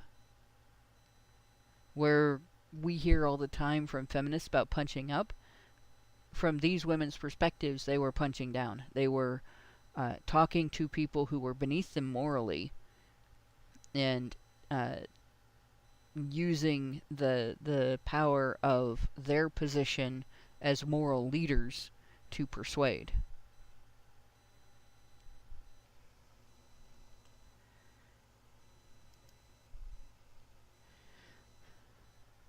Now, whether this was moral or not, totally different story. But does that sound like power? Absolutely. Being able to speak from a position where people consider you a moral leader, where you say, jump, and people don't just ask how high, but they take it to be immoral if people don't listen and jump because you said so. That gives you quite a level of power, especially when you have the ability to influence legislation doing that. You say this law needs to be passed because the current situation is untenable, right? Because of the moral issues surrounding it. People have to listen. If you're speaking from a moral high ground, there is shame associated with not listening to what you have to say and not acting on your requests and your suggestions. There are 3 levels of communication, as indicated by so many academics. It's inform, persuade, and entertain. I think this appears in the Hitchhiker's Guide to the Galaxy, as indicated by how do we eat, why do we eat, and where should we eat lunch. We're long past the how do we eat. Men figured that out. Men sorted that out a long ass time ago. How do we eat? We plant things. We continue to hunt things, but we also plant things. That was called the Agricultural Revolution. And then came the Industrial Revolution to bring about whole new levels of how do we eat. And then came why do we eat. People didn't really bother with that until the Renaissance. And then they were like, what's even the point in human beings eating? But they did figure it out in accordance with the previous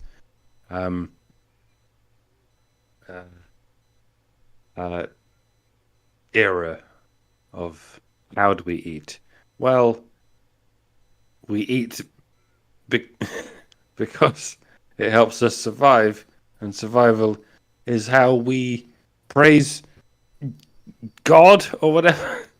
And now we're long since into the area of where should we eat lunch. But it's mainly women who get to experience it. Men, for the most part, are sort of working on how we maintain plumbing and electricity and all these things that keep society going. But yeah, we have a higher echelon of society. We have women who while men are figuring out how we eat, women are figuring out why we eat and where we should have lunch. And it's a bit like Maslow's pyramid of needs. We're at this point where women are deciding where we should have lunch, while men are still deciding how the fuck we eat. and all of these points of reference when it comes to philosophy are kind of moot, because men are working their asses off to make sure that everyone can eat, while women and the men who simp for them are busy clutching at straws regarding why we should even eat.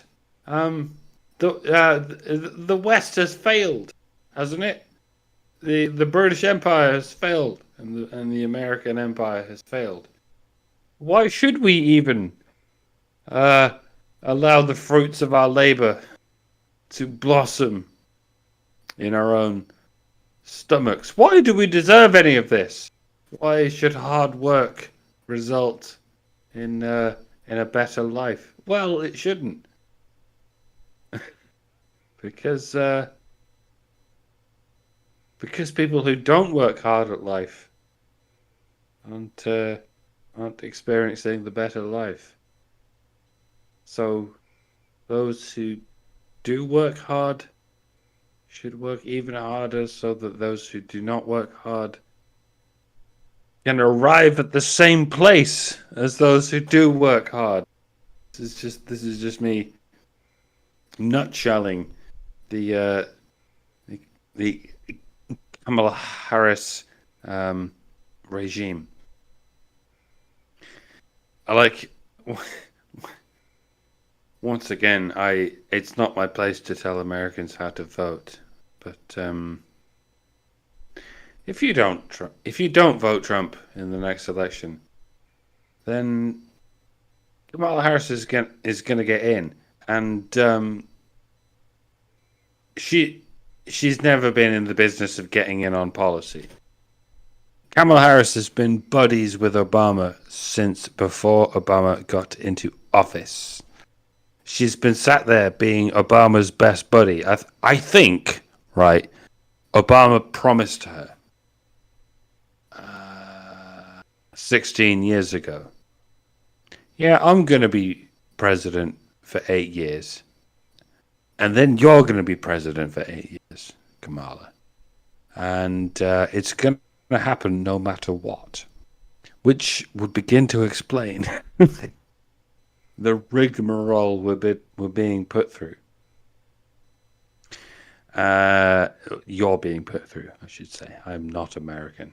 I wish I was. Because that would certainly be better than being British. But yeah, y'all in America are being put through something y'all should never have been put through. Dynasties, power that's passed down, not through the voting that you would expect to happen in a democratic republic or whatever it is you all call yourselves. You're being ruled by royalty. I know that's an odd thing for someone from a constitutional monarchy to say, but the only reason Obama got in was because it was his turn.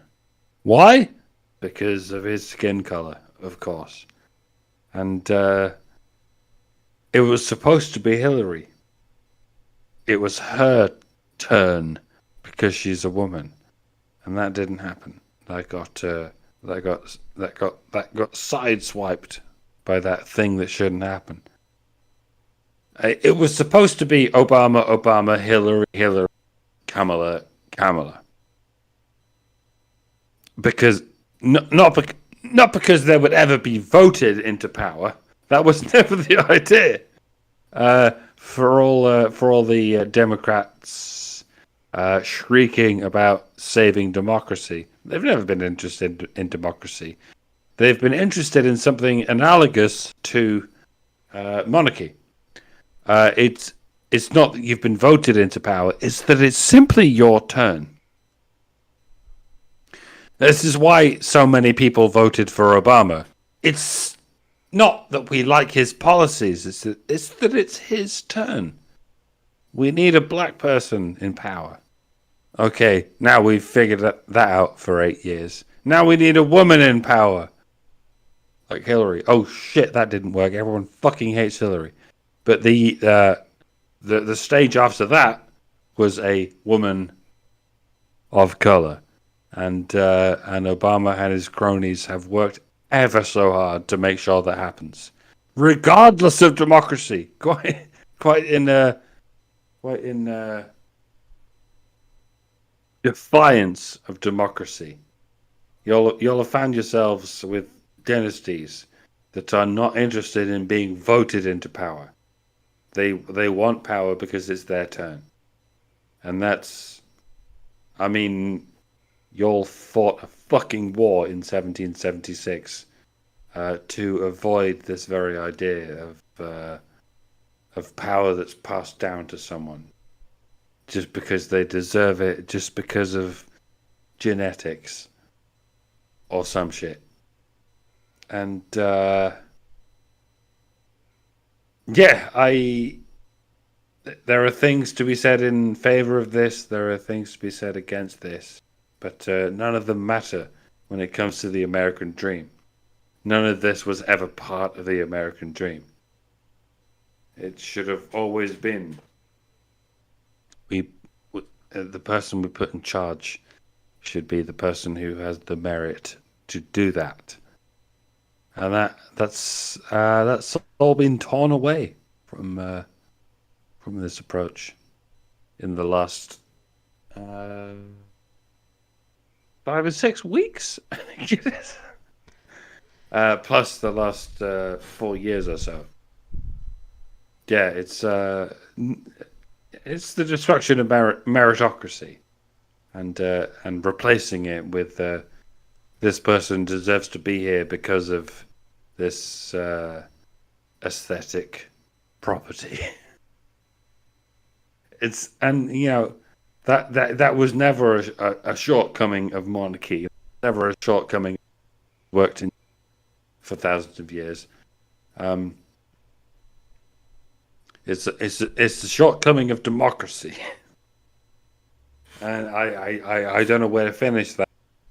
Democracy was a mistake, and we are at this point that we're at now because so much has been invested in this goddamn mistake we call democracy, and the culmination of it is the Kamala Harris presidency. And I'm not a religious man, but I'm right here praying with both hands clasped together, saying, for the love of God, do not vote Kamala. And again, I'm in no position to tell Americans who to vote for. But the only way to stop the Democrats from stealing the following election is to enact a landslide for Trump. And I mean a Reagan-style landslide. Like, unless you get every state organically voting for Trump, you're going to get a Kamala Harris presidency unorganically taking over your country, not just for the next 4 years, but for the next 8 years. This was always the plan. Ever since Obama got in, he promised Kamala that she would also get to be president. It didn't matter to him that she's a fucking retard that makes Miss America candidates look like Stephen fucking Hawking. None of this was ever important. It was always about surrendering America to the communist revolution. And the only way to stop it is to vote for Trump. So vote for Trump and ballot harvest as many people as you know. Don't just vote for Trump. Tell your neighbors and your family to vote for Trump. Everyone needs to do this. It's the only way to prevent America and the world from falling to communism. I know I'm preaching to the crowd, but I'm drunk right now, so I'm just saying what I know everyone's thinking for the sake of just fucking saying it because it needs to be said. Yeah. I mean, Albernator Retra just gave us 2 super chats that have One of them, the second one is pretty much spot on with regard to Kamala Harris. But the first one he gave was $5 and said, "Hey guys, did you hear Gamergate sank the Titanic and incels caused COVID-19? Catch up, women most affected." And the second one was another $5, and he said, "As I said to Daisy Cousins, Kamala sent a man she knew was innocent to deletes row." All right, I'm going to say death row because I know you probably couldn't type that in as a super chat, but I don't like the idea of just accepting newspeak because it's being imposed. So, yeah, she sent a man she knew was innocent to death row. And she did it on purpose. She did it knowingly and willfully. She fought to keep him there, by the way. If that's not enough for you not vote for her, your short bus awaits. And, I don't know anything about that conversation, but I know that there are MRAs who think that the Democrat Party is the answer because they're the progressive party to men's issues. And I know there are MRAs that think the Republican Party is the answer to men's issues because they're not progressive. Neither party is the answer to men's issues. And Trump is also not the answer to men's issues. But Kamala Harris is so unethical and so bad for men's issues that regardless of what you think of Trump, he's still better. You know, I'm not happy with a lot of the big government things that occurred during the COVID crisis. I don't feel like Trump's policy was enough to prevent, even though he came out and said, don't shut down, don't shut down. He did not. I don't feel like he did enough to prevent overzealous shutdowns. And I think he should have found a way to get Anthony Fauci out of a position of authority. And he didn't do that. And I'm still voting for him. Because Kamala Harris is so bad that even not being on board with everything Trump did, I'm on board with the things that Trump's not going to do not happening. So I'll vote for Trump because he's not going to do the things that Kamala Harris is promising to do. That's enough for me right now. Because there isn't somebody viable as a candidate or who is running who is going to do the things I would like to see happen and who has said they are going to do the things that I would like to see happen. And I think if somebody did run saying they wanted to do the things I would like to see happen, the majority of the country is not ready to vote for them. If they were, we would be talking about Ramaswamy instead of Trump. So, somewhere out there is the American equivalent of Javier Milei. Yeah. No one knows who he... Well, I guess it's Ron Paul, and he's been there for a couple of decades now. But y'all couldn't get on board with Ron Paul when you should have. But I guess there's a Ron Paul for the new generation out there somewhere, and you don't know who he is yet. So in the meantime, you have a choice between absolute communism, namely, and moderate leftism from 20 years ago as Trump. Trump's not right-wing. I know the fucking media likes to portray him as the worst right-wing thing since hitting Hitler or something, but he's not. He's a normal Democrat from 20 years ago. And any normal Democrat from 20 years ago ought to be voting for him, but they're not. Because they've been suckered into on communism. I'm not even going to mince my words anymore. There's all sorts of quotes you can find from Kamala about equity, about everyone arriving at the same place, about how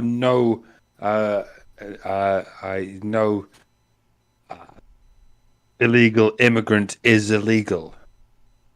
She said all this stuff.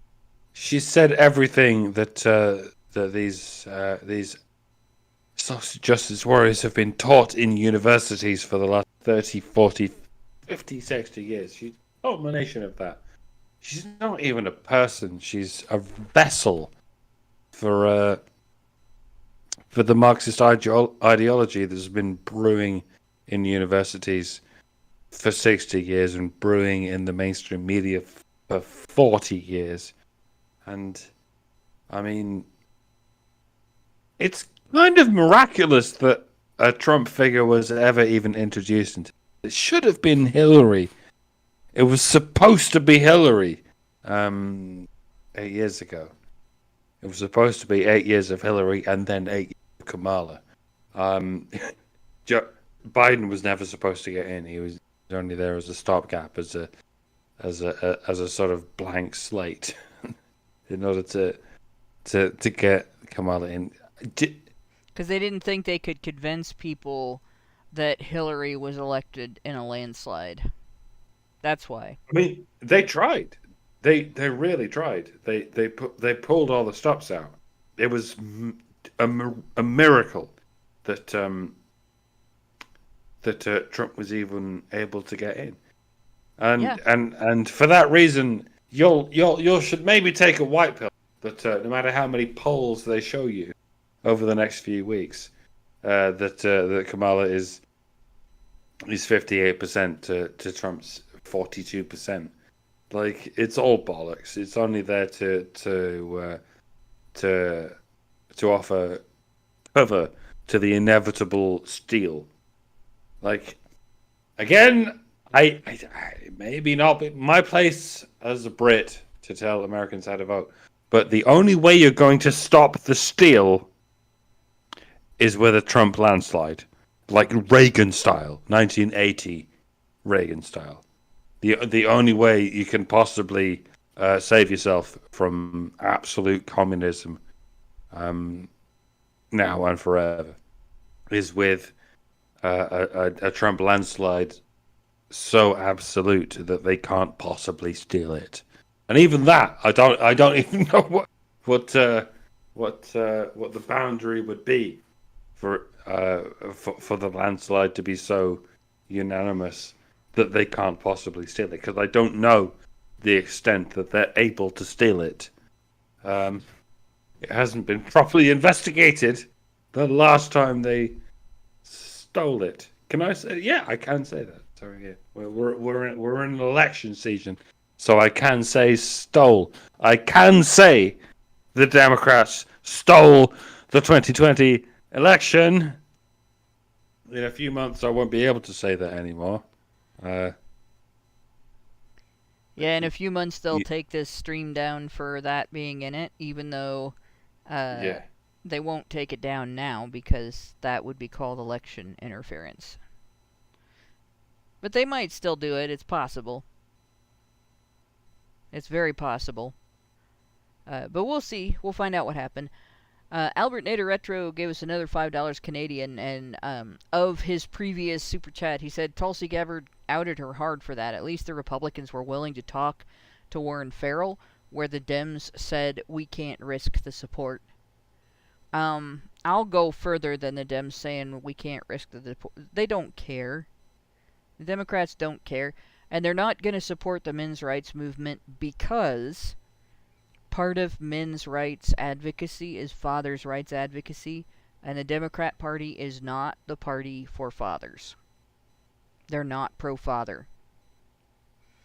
And they're pro-single mom. They've always been pro-single mom, as long as that has been an issue, a political issue, that is to say. And that's not going to change. They're not going to improve. It's always going to be that way because it provides them with a reason to raise your taxes. Right? And, Republicans are marginally better. Like, they're willing to actually look at the problem. But they still blame men for it right now. So, it's they have a different outlook on the outcome that they want. The Republicans at least want to see fathers in the home. They don't want to see the home broken up, whereas Democrats, they don't necessarily want to see fathers in the home, and they don't think that should be a goal. So that's your divide. So it's going to be easier to persuade the Republican Party to expand their view on fathers to the degree that they stop blaming men and start looking into the full spectrum of gender issues and economic issues that result in fathers not being in the home, since having fathers in the home is a goal, than it is to get the Democrat Party to adopt having fathers remain in the home as a goal. But with that said, I think we've hit, it's like 9:13 my time. I think we've hit a point where we should put a pause button on it until next time. So we've just talked about the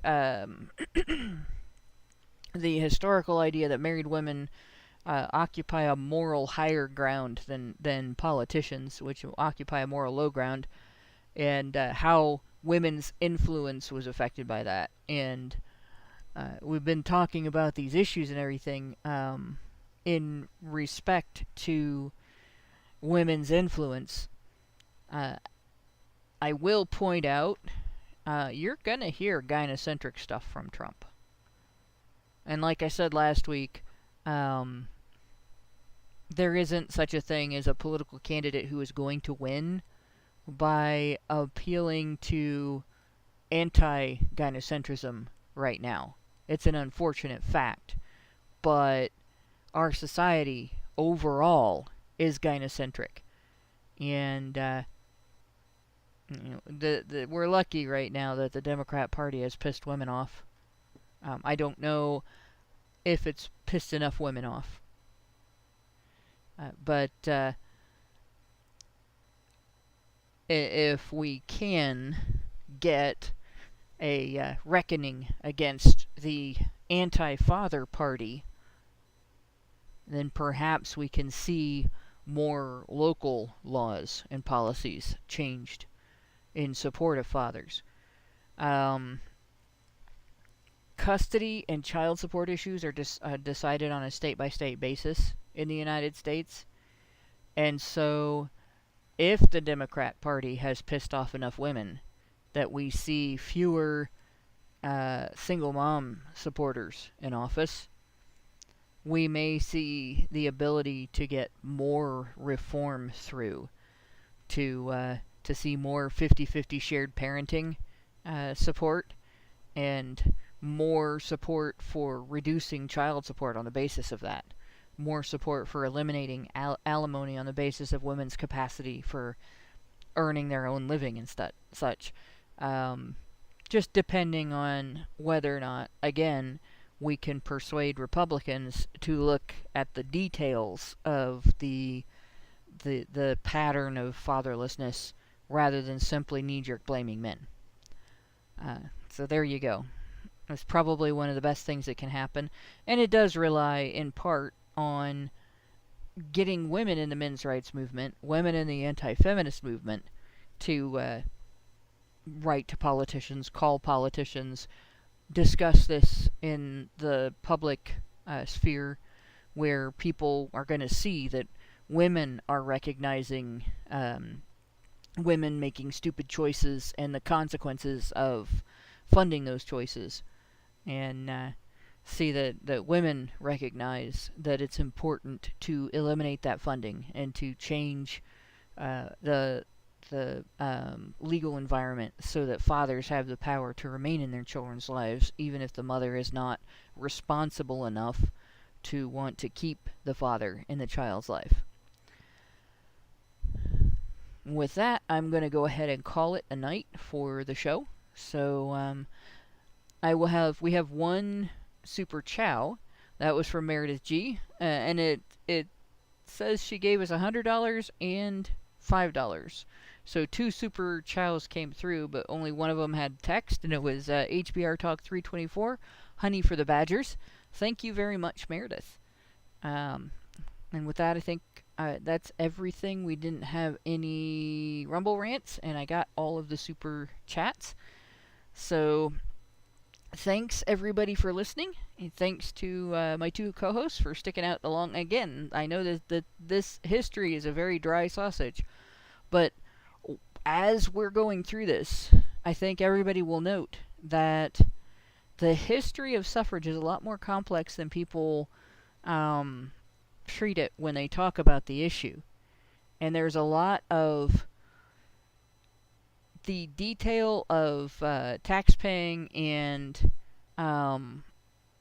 having to back the decisions made at the poll with blood and personal risk, that really women have nothing to do with any of that, and they just got voting rights sort of by default of community gynocentricism. Really, gynocentrism is the low expectations, the soft misogyny of low expectations in this instance, right? Hey man, salami and pepperoni is how you get dry but flavorsome sausage. Well, and this is we got a little spicy tonight, so there you go. But yeah, it's pretty obvious that these lessons are needed because people react emotionally to this discussion outside of the men's rights movement, and they don't understand what they're talking about in terms of what voting rights are and what merits having voting rights in the first place, and what responsibilities that entails. Albert Nader Retro just gave us $5 Canadian and said Trump should endorse Kamala, then the Dem voters won't know who to vote for. Yeah, there you go. That'd be hilarious. And Gabriel Phelan Lucas wants to know if there is a Patreon show. Yes, there is. I can't create it until after the show. So after I close out the show, I will create the patron show, and we will be going over more from the list of 100 examples of quiet or casual misogyny from modern intimacy. Which starts with the idea that dismissing a woman's feelings or opinions as irrational is misogyny. Not because women are never irrational, but just on the basis that, because the opinion belongs to a woman or the feeling belongs to a woman, it can't be irrational. That's essentially the claim there. So we read the first 10 last week and had quite a active discussion on them. So we'll try to get through 10 more tonight. No promises, because I gotta go to work tonight. But that's going to be our patron-only after show. And if you want in on that, as I had said last week, go to feedthebadger.com, and you'll find the information on how to get into the patron-only after show right there. So thanks all, and we will have a good night, and we will see you next Thursday. Men's rights activists are machines, dude. Okay? They are literal machines. They are talking point machines. They are impossible to fucking deal with, especially if you have like a couple dudes who have good memory on top of that too. Holy shit, you're fucked.